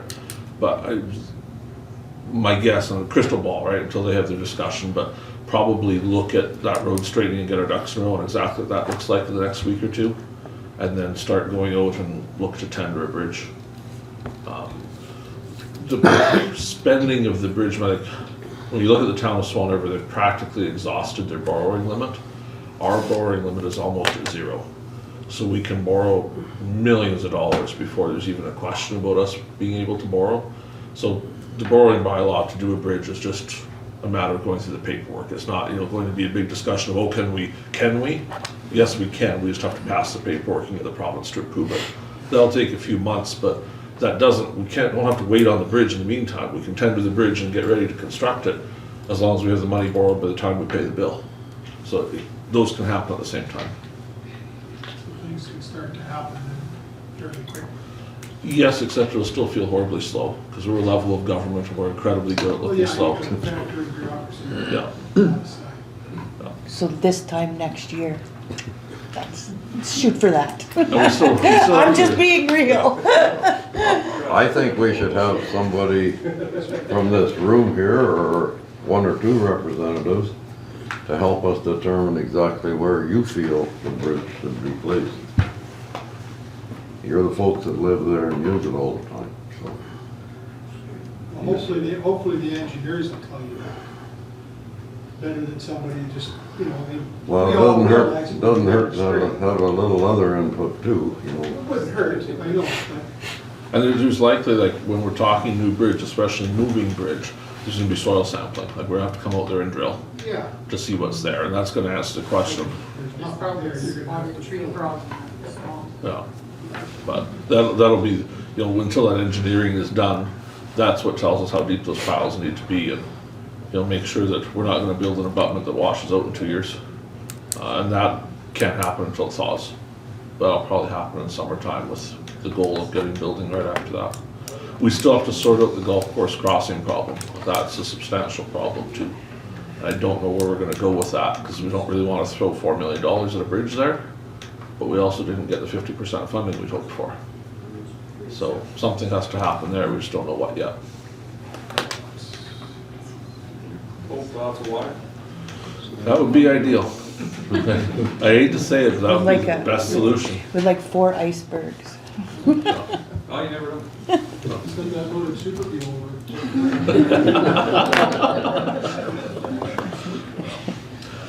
Hey, if there's nothing else, Do you have any brochures there or any? So there's a couple out there. If you're interested, we didn't know how many people are coming. So the big report looks like this, and there's a couple copies there, but if there's more people that want this. I'd like to give Kathleen one, because her son's not here, Nick's not here. Either mine. And then if there's more people that want, we can print as many more, you can come pick them up just to see what the report says. It has the pictures of the underside of the Kathleen, you bridge and just all that killed the stuff in tree it. with that. I know. Yeah. Someone email it. Put it under the bridge. Yeah. If you give Kristi your email or call us tomorrow, whatever works, we'll get you a copy. I think I have your email right, Nathan. I've got your email, I think. Yeah. Okay. Anything else? Okay, if not, thank you so much for coming. We've got a bunch more stuff. You're welcome to stay and watch the show. But if you're tired of this already, you're also welcome to go home. So whatever you like to do. Thank you. Thank you. I'll be right. Larry, did you do the ridging on your field today? Did you do the ridging on your field? Calvin, you did very good. Thanks. If I could ever stop the grader guy, I would have just opened the gates and let him go in. Well, yeah, he was supposed to talk, Derek was supposed to talk to you, I but should catch him, because I'm at home, I'm retired, I mean, I should catch him when he goes by, because it'll save him a lot of grief. because Tyler called me a couple times, but no. Calvin, that's good, thanks. That's good. It needed it bad, Yeah. The grader needs to come. Yeah, and it should be done earlier too, like, I mean, we should do You that got 2 earlier. graders down. Well, like I said, That's why. I've been meaning to catch him, and like I said, I'm at home, it's not like, Yeah. catch him, because I could open the gate for him, and there's a couple horses, and he can go up and down, and I can let him out. Yeah. And do this thing, save him a lot of grief, save you guys a lot of grief. No, that's good, excellent, you did a good job, good, thanks. Said the less trees around the grader. I know. I don't blame the grader guy. Thank you. That's good, He's got twice as much work. yeah. Thanks. One time of day, there was a little bit of buffer, but. I know, not anymore, no. Thanks, you guys. Yeah, okay, yeah, see you Frank, yeah, see you George. yeah, you can Yeah, see Carrie. it's finished. But you can also put retention walls on. Well, you had a nice outing, Darlene, tonight, and We'll hammer that metal. Yeah, so everybody's gonna be digging through my backyard, eh? well, you might have a road going right behind your house. Carrie took my plan. Yeah, Well, I own that, part of that property. I know. So what happens then, you've gotta keep. I know. Well, probably from that intersection hits your road, probably if you go straight south, it'll probably hit the bridge, right? If it goes from that intersection now. So does this bridge get used more than the other two? Oh, sure, because when you come over the bridge. Well, you make a curve. No. Yes, Yeah. and so you, But then you make a curve again. but then you come back. Yeah. So I don't, but it wouldn't be Not quite? Okay. not Okay. quite, no, not quite straight through. But yeah, they could make it straight, like they're saying, with the equipment they have now, and Yeah. they can do anything. They can do You anything. see all of them now, didn't you? Pardon me? You saw them now. I mean, when it was built, they didn't have much to work with, probably when it was built. Brad tried to years hide ago. them over here. So I mean, Seriously, you No. just get through 2 more items, we can So never break. when was it built? oh, did Oberlin build it or Zinchik? Do you remember Zinchik or Oberlin? Don't ask me. Because Zinchik was the counselor there for years and Oberlin Yeah. was. Yeah, So I don't know was if that? Walter or I'm John Zinchik. 73, I think, but We I, know what it did last night. What? I don't. because I got married in 70 and I wasn't there then. Okay. I'm going to bed at 10 o'clock. So who's, yeah, okay. I went to Could be bed. before John then. you know. Laid there for a while. I don't know. Jesus, I better go check those cows. Yeah, but it's good. Okay, thanks. Went Thanks over for there. coming out. Cow already had one calf, Okay. and a heifer was calving. Oh, boy, you didn't sleep good. Thank you for letting us. I didn't Yeah. get back to bed till 6 Yeah, o'clock this good. morning. That's Oh, my good. Yep. So you're ready to go home? I'm ready to go home. This Councillor Kushniryk gets back, we'll do 5 more minutes, and then we'll have a break. Okay. Roger that. These, some guys need a break in worse way right now. They need a air, fresh air. Yeah.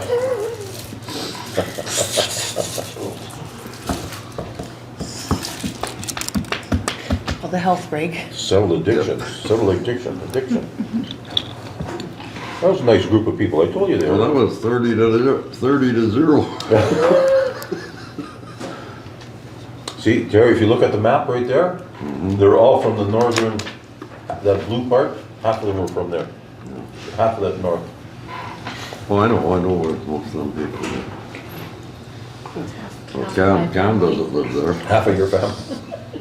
Cam doesn't live Kristi there. told them there was donuts. They could be upset. Well, I was gonna bring 3 dozen donuts, but I told the Reeve, I said that That might wouldn't- look like an wouldn't have election been thing. enough. No, it might look like an election thing, so I thought maybe not. Seriously, we're having a meeting, 10 Yeah. Yeah, okay, sorry, yeah. Okay. He said I can start campaigning now anyway, so. So, as you remember, we built the tower in Benito, we talked about the Swan Valley Community Network providing some equipment. There's a draft agreement here for that. So it provides a couple things. One, that they pay for the equipment on the tower, which is already there and they've done. The other part is the tower on Thunder Hill. So SVCN's had that there for about 15 years. For a while, the ski hill charged them rent. It started out at $50 a month, then went to $100 a month, then became $200 a month. Then about 3 years ago, the ski hill determined not to charge them rent anymore, which is all great. But the ski hill is discontinuing the electricity up there because they don't need it except for one light, so they're not going to do it. So Swan Valley West is taking over the electricity up there because we have our repeater up there for the guys to use the 2-way radios. So this provides that the tower up Thunder Hill would get free power from us. Says that they have to provide access. The part in here about access from a different tower, the well site cannot see the Benito tower, but it can see the Thunder Hill tower. So this would allow us to connect through Thunder Hill and get back from the well site. Otherwise, it basically is straightforward. Thoughts on this?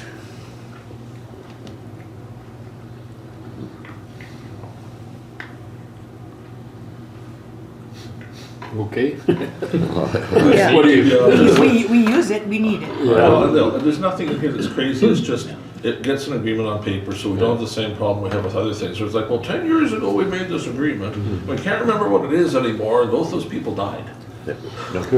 So. Okay, so let's do resolution. Be it resolved that council approve the agreement with the Swan Valley Community Network to provide internet service and manage the Benito Tower and associated equipment. To be resolved, the council approves the agreement with the Swan Valley Community Network to provide internet service and manage the Benito Tower and associated equipment. Does that work for everybody? Somebody like to move it? Councillor McGregor, and I see Councillor Kushniryk to second it. Any further discussion? Hearing nothing, we'll call the question. Those in favor? Carried. Who owns the Swan Valley Community Network? It is a non-profit. They have a board of directors. It was what? It's a non-profit. They have a board of directors. Oh, They've been since 1995 when they started doing dial-up internet. But, Bill Hunt has it, of all things. He uses that Thunderhill Tower for his internet. There's not a lot. There's a few. That was Bill Hunt. Right here, right here. Bill was right on the Right in the corner here, yeah. And then his son was sitting over there. And that- 10-9, landfill. This quote is not for moving ahead tonight, but it's just for information. We have much to discuss about the landfill. We'll do some of it now. Wow, the landfill. Final frontier.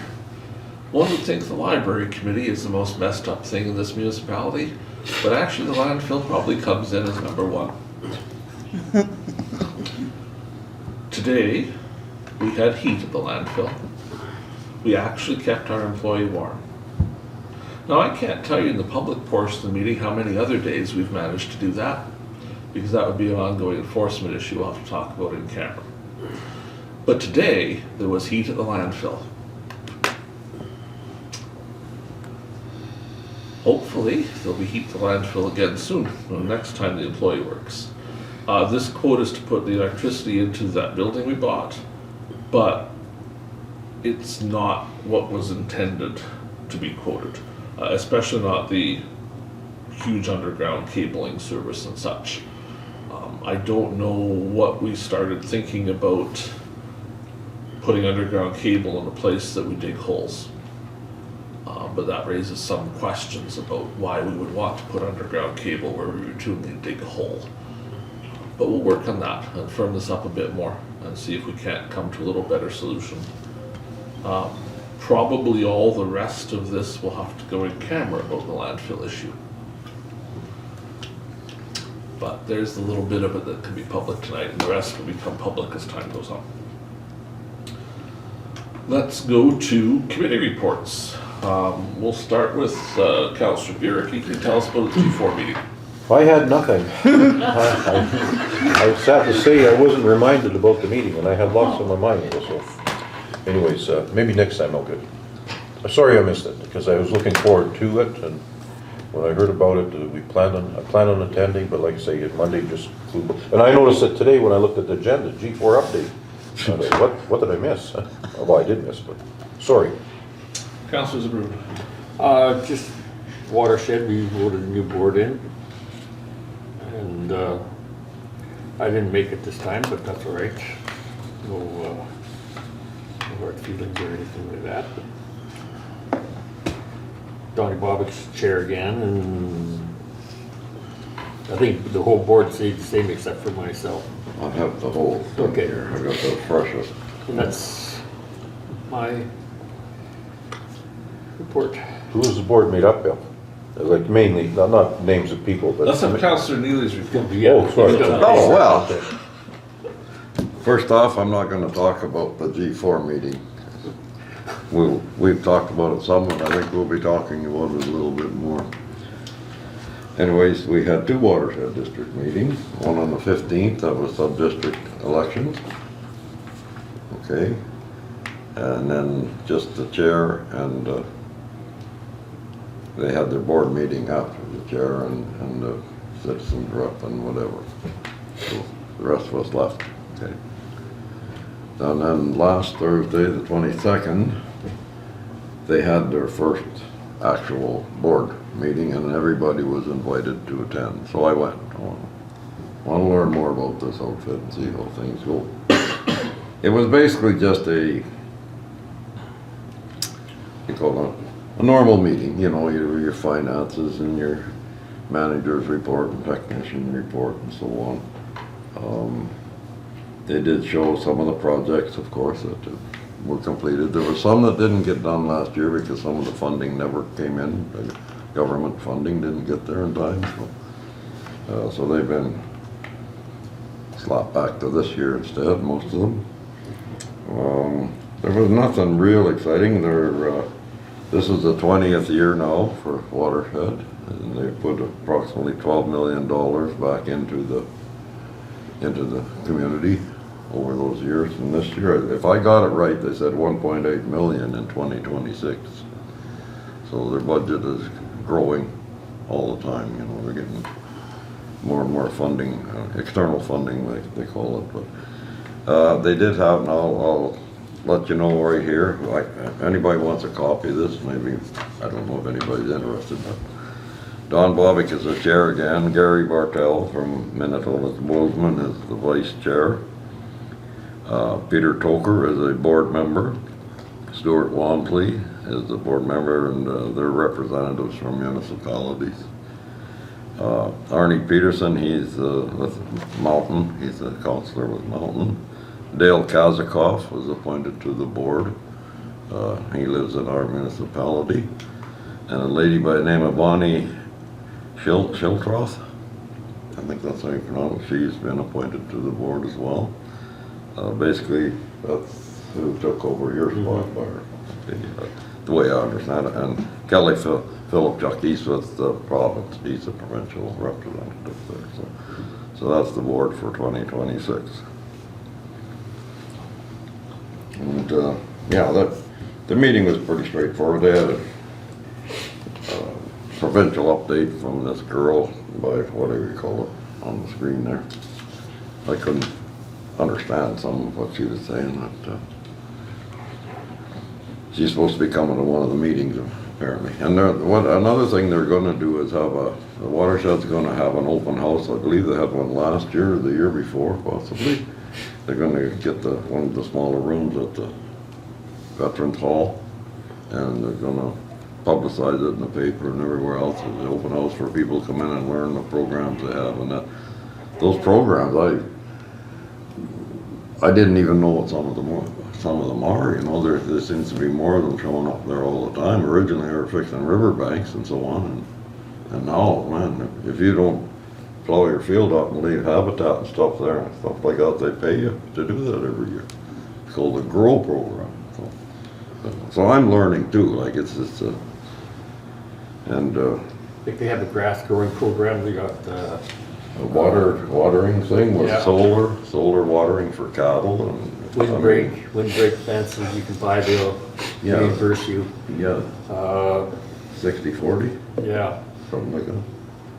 There's a lot of different programs, so it's I think it's a good thing. Can I speak or? Sure. I find that for myself, I'm new at it, so I didn't want to insert. I just wanted to listen and see how things were going. But I think what they needed out of me was somebody that was going out and pushing, doing this and getting projects and whatnot. Well, from my house to my barn, I don't see too many people. So, I mean, I probably wasn't a good fit for this place, because of that, eh? Well, it's just in the last year they've been sort of, I don't want to say pushing for members to push to get projects. Yeah. Like how do you go and approach somebody if you don't know they have a problem? So that's why they're going to go with more public information so people become aware of what's available up there. You could do a $100,000 project on your place and only pay $40,000. Actually, there's been some done in Alpine. Yeah. And the one lady that was sitting behind you, like, she came to me with her project, and that's when we were on there and we got it done. The one sitting in the corner there too was had lots lots done, eh?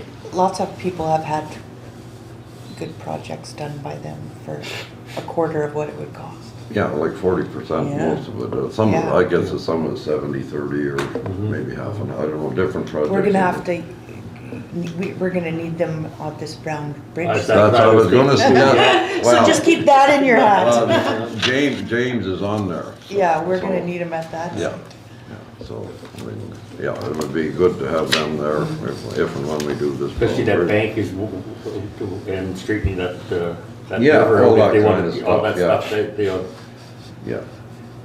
But, I mean, I find, I'm not sure how to say this. I find that the watershed district is a little more political than it maybe should be. I drop by there every few months just to see how things are going. And there's a lot of engineering on how the board is set up. Which, for better or for worse, that's just how it is. You know, the people that the board employs are doing a lot of work on having the board be the people they want them to be. Yeah. Which sometimes is, oh, I see what you're saying, yeah. just to your comments on, you know, you weren't doing what they wanted with the right pushing, there's some interesting times there of their opinions of board members that, what they expect of them compared to what they're there to contribute. Anything else, Councillor Neely? Yeah, well, I just think that regardless of how this turned out, I think we have fairly good representation on the board. Maybe not a councillor, but Should be an elected official. it shouldn't be, you know, it's not, let's see, Manitoba says Gary, Mountain, and the town don't. So, yeah, we're the only ones that don't have somebody on there. And we're the biggest contributor too, Yeah, I know that. And always have been. always have been. Well, it's hard to get on there. There may be, you know, not for this year, but there may be a time where we have to look at how that agreement functions. Like I could have likely got on as vice chair this year, right?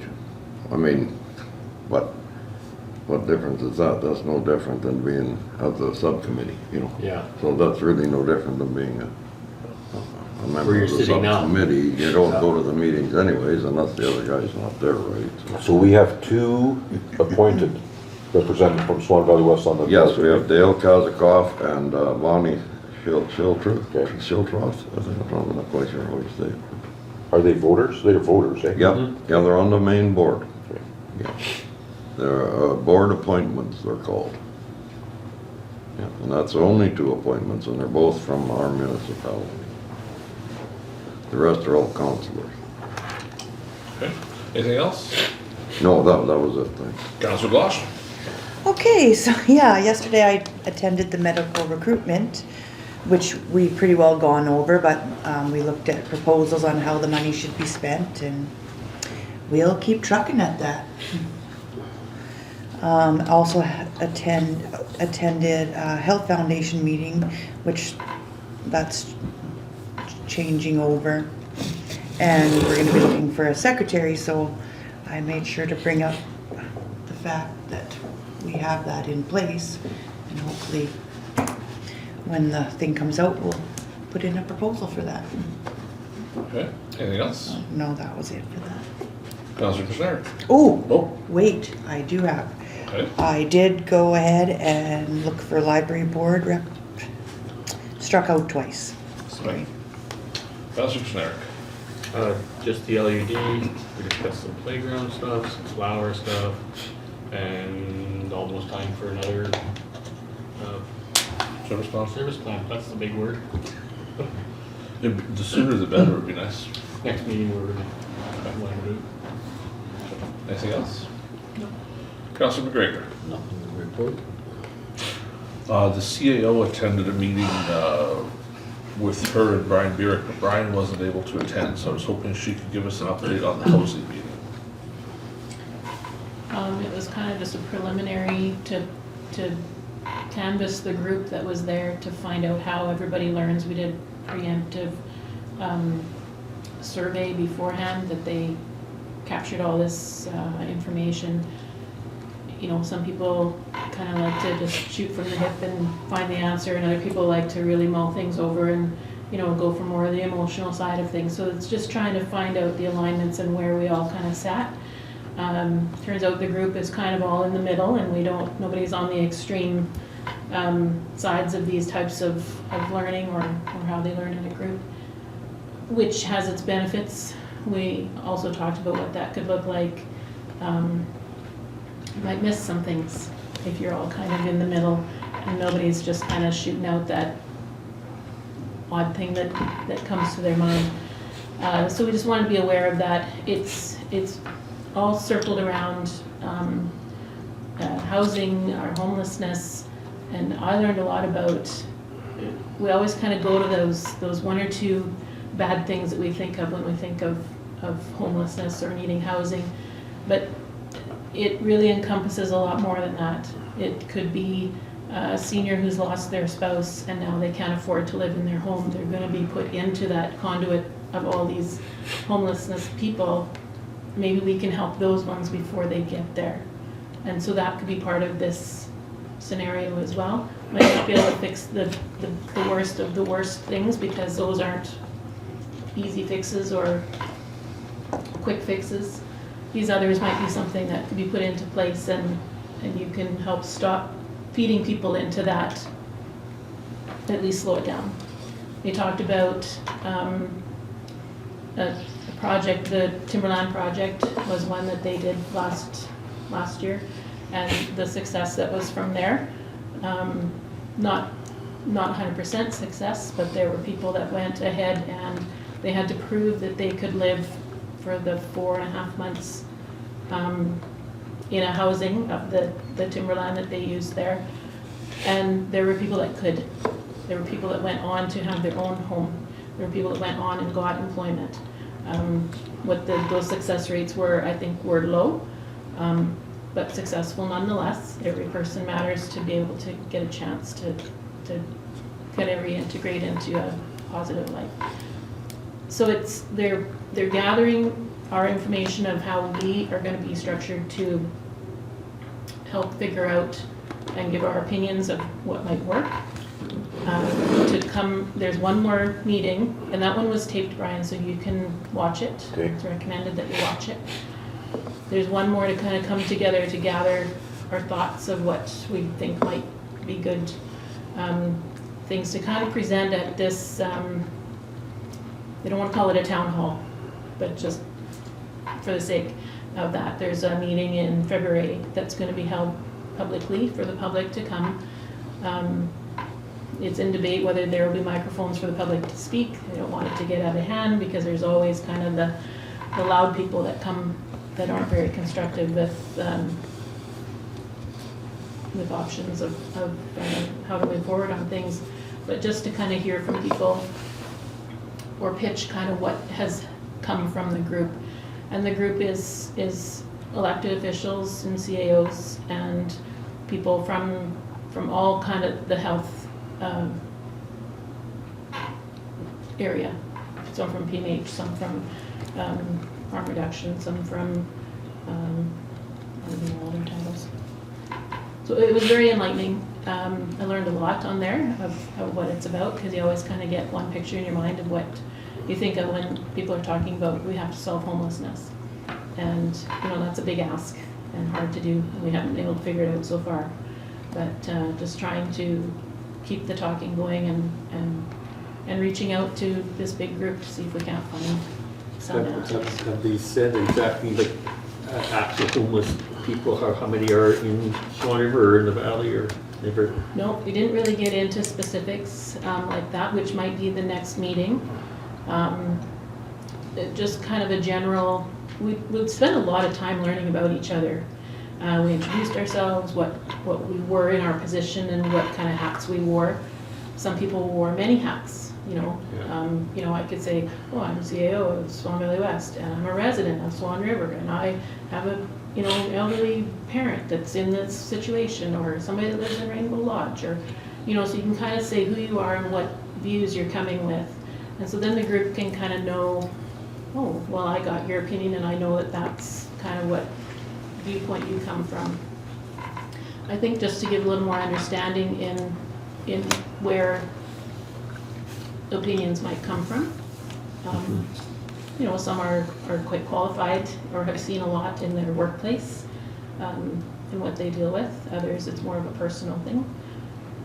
Both are very valid. So we talked a lot about how everybody learns. That was a lot of it. We did a lot. This email that we had a week prior asked, you know, how do you learn? Do you like to just, you know, look for the emotional side? Do you like to go get the facts and then decide which way it's going to be? And all of this kind of data went into a algorithm, and they give you each your way of learning. And then they put you in a graph, and your whole group is in there, and so you can kind of gauge where you sit within that too. So I think that will have some merit to understanding different opinions that come about. But we didn't get into a lot of specifics, and I'm hoping that we do in the next one. Is there a link, Kristi, you said, to watch it? Yeah, I sent you an email. You sent me an email? Yeah, to your Swan Valley West email. I don't get them.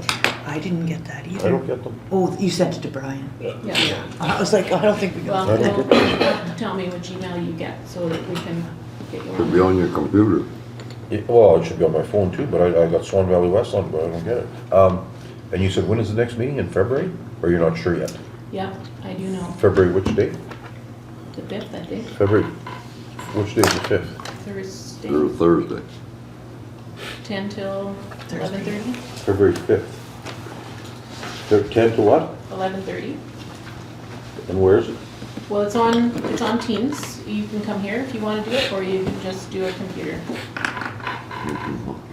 Okay, February 5th, okay.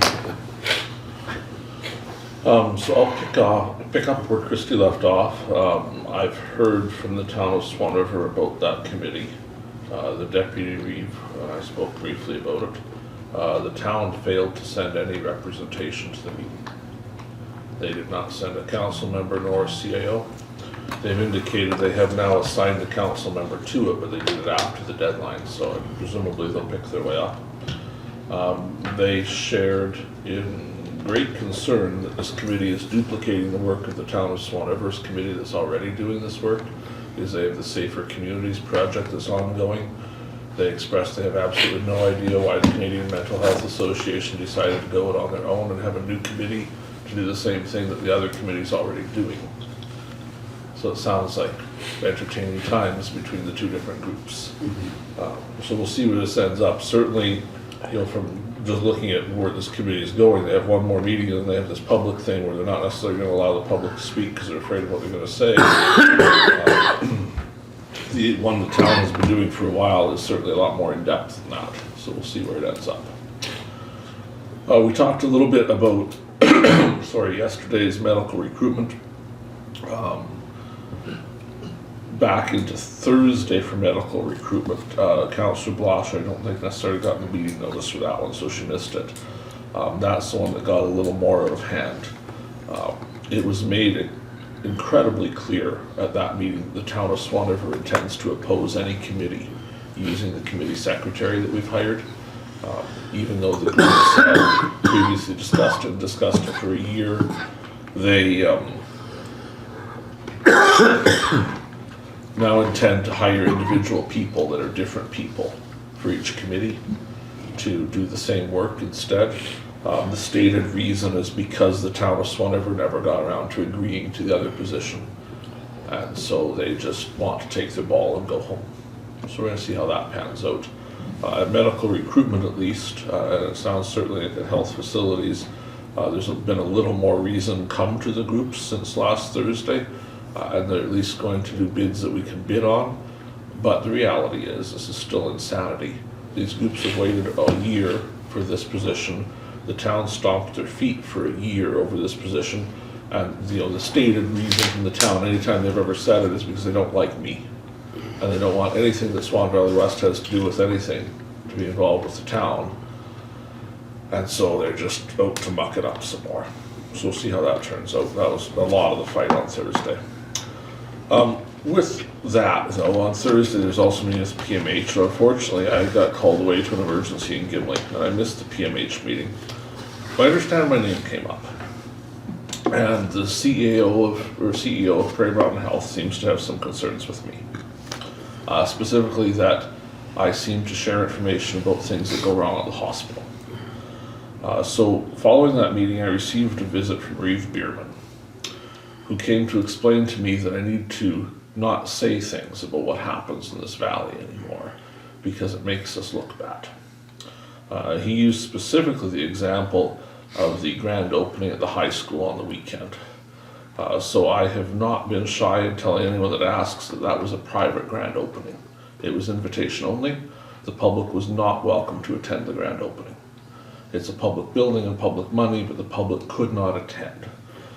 He said that I was wrong for letting anyone know that because it made the school division look bad to let people know it had been a private event, and that I should have simply said there was an event and not mentioned it was private.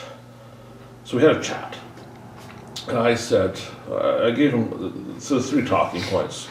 And it's been 20 years now I've had these same 3 talking points, but I'll share them here in case there's, on your own committees you have a question. Is the problem about it being a private event and people being upset at the school division that it was a private event, or that people found out it was a private event? And I would suggest that if the finding out it's a private event is the issue, the real issue is actually that it was a private event. If you don't want people to find out bad things, just don't do bad things, and there's nothing for them to find out. Number 2, in my day job, I'm available for hire. And if you want to influence 30 seconds at a time what I say, buy an ad. Same as in the newspaper, if you want to put your exact views in there, buy an ad, they'll gladly print them for you. Any media will do that. And number 3, if you want absolute full control of the message, write a check for the entire organization. Either buy the newspaper, buy the radio station, or really buy both, and you can control what this valley hears. But otherwise, as I reminded him, a lot of people voted for me because I tend to just tell people what's actually happening instead of censoring it to make somebody else look good. And that's probably not going to change, but certainly Trina Slate feels it should. This is now the 2nd meeting in a row that she's put onto the municipal parties that they need to find a way to keep people in this valley from talking about what happens at the hospital. The first request came in, I think it was November, when she asked municipal governments to see if we couldn't find a way to stop our citizens from sharing stories from the hospital because it makes them look bad. The easier solution would be to not look bad anymore. Exactly. Then we don't have to worry about sharing the stories. Exactly. On the weekend, I attended the grand opening of the high school. That was entertaining. So I was invited, I did not crash the party. Apparently there was a back party for all municipal officials to attend. And somewhere in there my invitation for it got lost. So I ended up sitting up front in the audience for some time while the party went on backstage. And so at some point they actually came and announced from the pulpit that anyone from a municipality that's sitting in the front should really come to the back now. And they looked at me. So I realized then I was sitting in the wrong spot, so I went to the back. Premier Canoe was there. So there was a time of visiting. And I admit that I have been joking, and you've heard the jokes here, that the Premier seems to be avoiding me. And it's been a joke, because we just never seem to have connected, which is weird, because every other Premier we've ever had, I know on a first name basis, we talk to each other, we visit, but somehow with Mr. Canoe, I've never actually, for some reason, ever shaken the man's hand or ever said hello to him, and it just seems that every time I've ever tried, it hasn't worked out. And one of those times was at the town of Swan River when the mayor said I wasn't allowed in the room and had to stand outside and watch through a window, which I thought maybe was just an accident. But on the weekend, Mr. Canoe was in the room, and Mr. Canoe stood 18 inches in front of me. And Mr. Canoe shook hands with the person on my right and greeted them. And then he turned and shook hands with the person on my left and greeted them. But somehow Mr. Canoe was unable to see I was standing in front of him to shake his hand. And I just want to thank the Premier publicly for taking the time to memorize what I look like, because that is the only possible way that man could avoid me that well, is that he's cared enough about me to know who I am. And it's always nice when the Premier pays attention to us at the municipal level, so thank him for that. Then he spoke, and well, you've seen how that's gone in the media. We had a library meeting on the 21st of January. As you can imagine, it was entertaining. Much conversation there, much of it about the lease of a photocopier. And yes, you can talk about a photocopier lease for 20 minutes as you try to decide if you should have a photocopier and if you should lease it. The library made $30,000 last year, which is pretty good for a place that was losing way more than that every year before that. So their reserves are replenished, things are good. The staff are receiving the raises that were budgeted for this year. And I believe the current biggest drama at the library is choosing which shelf to purchase to put some things on. So that's good. Spent some time at the Benito office. We're trying, Kristi and I and the other staff, to get that ready for our Benito worker. It's a work in progress, it's not ready yet. We've ordered the computer for there and a monitor, and we've got the chairs came today, and we're just working through getting it ready. The goal is to be there next week, but I don't know if that's actually going to happen. We might have to delay that another week. But we're getting everything connected so that the debit machine works, and the computer works, and the printers work, and just getting it all spun up. So do we have our worker here then? Right? She is here. Well, that's Yeah. even better because she's got to work around somebody for a while. Well, the goal was to do 2 weeks here, but then she was sick for a week. Okay. So she's been here 1 week, she missed a week, she's back this week, and chances are pretty good next week she's still gonna be here. But as soon as we can, we'll get her out there. And then there's a plan to send Kristi out with her for a day and work there, and just make sure that training part is done. We'll get through that. I did go to the G4 meeting. We had this weird salad. I don't know what it was called. Do you know what it was called? It was good. The salad? Yeah. I didn't know what the meat was till I. That was, the meat I was a little unsure of too. Yeah, I should've went there, I would've told you what the meat was like. The salad was good. We should consider having that salad here one night. It wasn't very good meat, it was chicken, it was good. Kristi and I attended to the lawyer's office a little while back to do the official land transfer for M&M's Cafe in Benito. So that possession date has come and gone, and the land was transferred. We did do the agreement that if nothing happens in 2 years, it comes back to us. So the way that was done is he has pre-signed the transfer back to us. It will stay in the lawyer's safe for 2 years. If, when that day comes, if the conditions aren't met, it will be filed with land titles and we resume ownership of the property. But we presume that he's going to do everything he promised. Sorry? Did you get your dollar? We haven't got it yet, but I think he was gonna hand it to the lawyer. So, yeah. To me. Give me change. And that, I believe, takes us back to the last meeting. So that's most of what I've been up to. Obviously spent a little time on that issue yesterday, but things have been relatively calm, except for the landfill. Questions, comments before we take a break? All right, we will pause for a few minutes for everyone to have a break. We will come back and do going in camera. We're talking about personnel matters. We have some bylaw issues we may talk about, although many of those got resolved by them not appearing tonight. We have some preliminary discussions on a real estate purchase that we'll have tonight.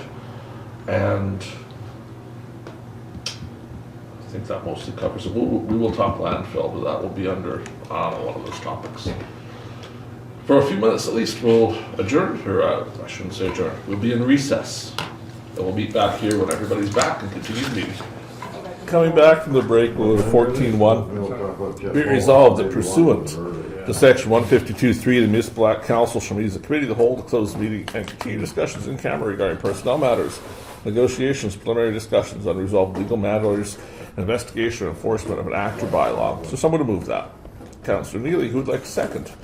Councillor McGregor, any discussion? Hearing none, we'll call the question. Those in favor? That's carried. So we'll go to 14.4.1. Be it resolved, the utility bill for the Benito Recreation Center be moved to the Swan Valley West account. Moved by Councillor Blosha, seconded by Councillor McGregor. Any discussion? Hearing none, we'll call the question. Those in favor? This, I believe, will be 14.4.2. Whereas there continue to be strong concerns with the staffing at health facilities in the Swan River Valley, whereas some employees are now working 24 hours straight because of a lack of staff, and this is impacting patient safety. Be it resolved, the Municipality of Swan Valley West demand the Manitoba government take immediate action to solve these concerns. Moved by Councillor Burick, seconded by Councillor McGregor. Is that suitable? Do you want any changes to that? That's enough. I don't know if you should put the amount of time in there. Okay. Because then they're gonna say, well, you proved that, you know. Say You extra can't- shifts or. You can't No, prove that, you even. can't prove Well, how do you- 24 hours.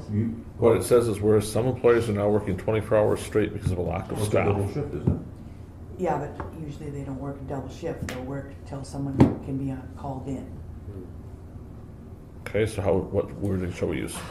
I don't know. Excessive overtime? Yeah. Excessive hours period. Yeah, I think just excessive. I don't think you should put a number in there. Do we want to keep the like straight or in a row or something? Is that still our intent? Is that we're working too many at one time? Yeah. Yeah, well, there's just lack. Okay, so and whereas some employees are now working excessive hours in a row because of a lack of staff, and this is impacting patient safety, does that sound? That sounds good, It's okay with all of you? yeah. Okay. Let's just not put a number in. Okay, anything else? Call the question, those in favor? That too is carried. Are there any other resolutions arising from our in-camera session? How about, what other one was there?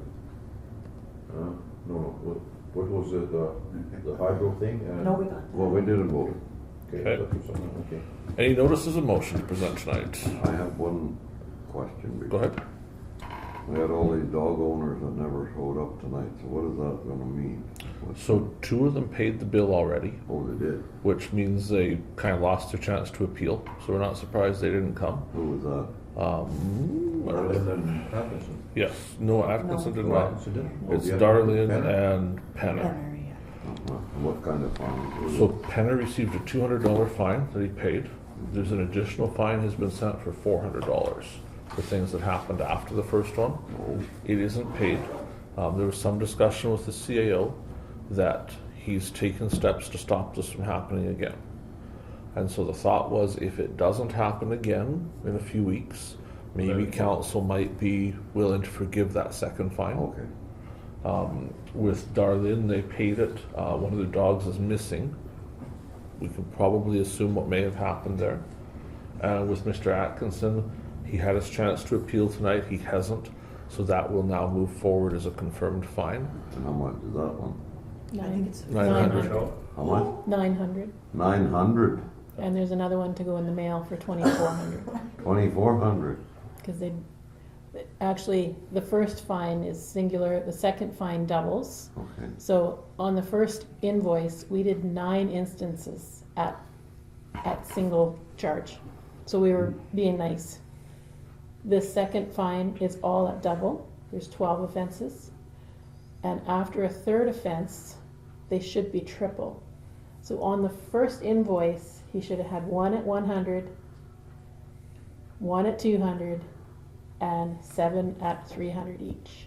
But we put them all together as singles for $900 because it was 9 offenses. This is for a dog peeing on somebody's stuff? So we kind of took December and lumped it into It's a all one. Because of a fight between those two people. Yeah. Because the other Darren ran over his dog and it is a joke. Like honestly, Darren ran over his dog. So now he's out to get it. Like, I know Darren's dog runs, but oh my God. Like, Was there something wrong with it? I don't know this. No, there's nothing Atkinson. Is there something wrong with it? If he lives right on the edge of He's Durban, right. and they both think they're right. they both think they're right and they both live across the road from each other. Who's the other person? Dennis. Dennis. Goslin. Borteski, Lisa No, Borteski's son. yeah. Well, Oh. I don't even think they're married. No, they're not married. Partner. Partner. But that's what it is. It's a fight between those two. Well, they're all stubborn. Yeah, but that's, so what's that got to do with it? Because the dog is peeing on Dennis's step. Or why did Darren Atkinson The train dog him is to a go pain over in to the, that the dog is a step? pain in the ass. Like, Could have. But Darren ran over Dennis's dog. Darren Atkinson Yeah. ran over. Accidentally. Well, I don't know. So at some point, something has to give. I don't know what to do there. I don't know what it's going to be. I was kind of hoping he'd come tonight because, like, make some Well, I attempt to get keep that. your dog home, Yeah. and we'd be okay, right? That'd be But what best he's case told scenario, animal so control is, that's, I'm not doing anything to keep my dog home. It can run wherever it wants. Yeah, Well, that's not what the law says. yeah. It's too bad because it's. There is little kids in Durban too, and that's another thing if, No. you know. The ideal solution, if Darren would put one of those fences around his thing and a collar on the dog. And we'll go so I far and can, it's I not. can Yeah. show you that those don't actually work after a period. But if he at least did But he that, tries, yeah. it would be a try. Because Charlie know, there's always a break somewhere in the, Circuit. Charlie figured that, like Rod's dog, figured that out, he can get to Tamara's house. And the first few times when he went across, he let out a big yelp. And then he's like, this ain't so bad. No, it's just this. I'm gone, I'm out of here. Now he's too old, he doesn't even bother, but Tamara's like, yeah. Okay, are we done? Okay, that's all I want. Be resolved, this meeting shall now adjourn at 10:32 p.m. and be it further resolved, the next meeting is Valentine's Day and it's mandatory attendance for Councillor Burick. Absolutely. I think I'm a mistake there. Valentine's Day is on Saturday. Oh, I read it wrong. Budget meeting that day. Special budget meeting. It's Tuesday, February 10th at 7 p.m. Moved by Councillor Blosha was first. You got it. Okay, seconded by Councillor Neely. Any discussion? No, sir. Call the question. Those in favor? Well, the night went a lot better than I thought. The most special day of the year he wants to.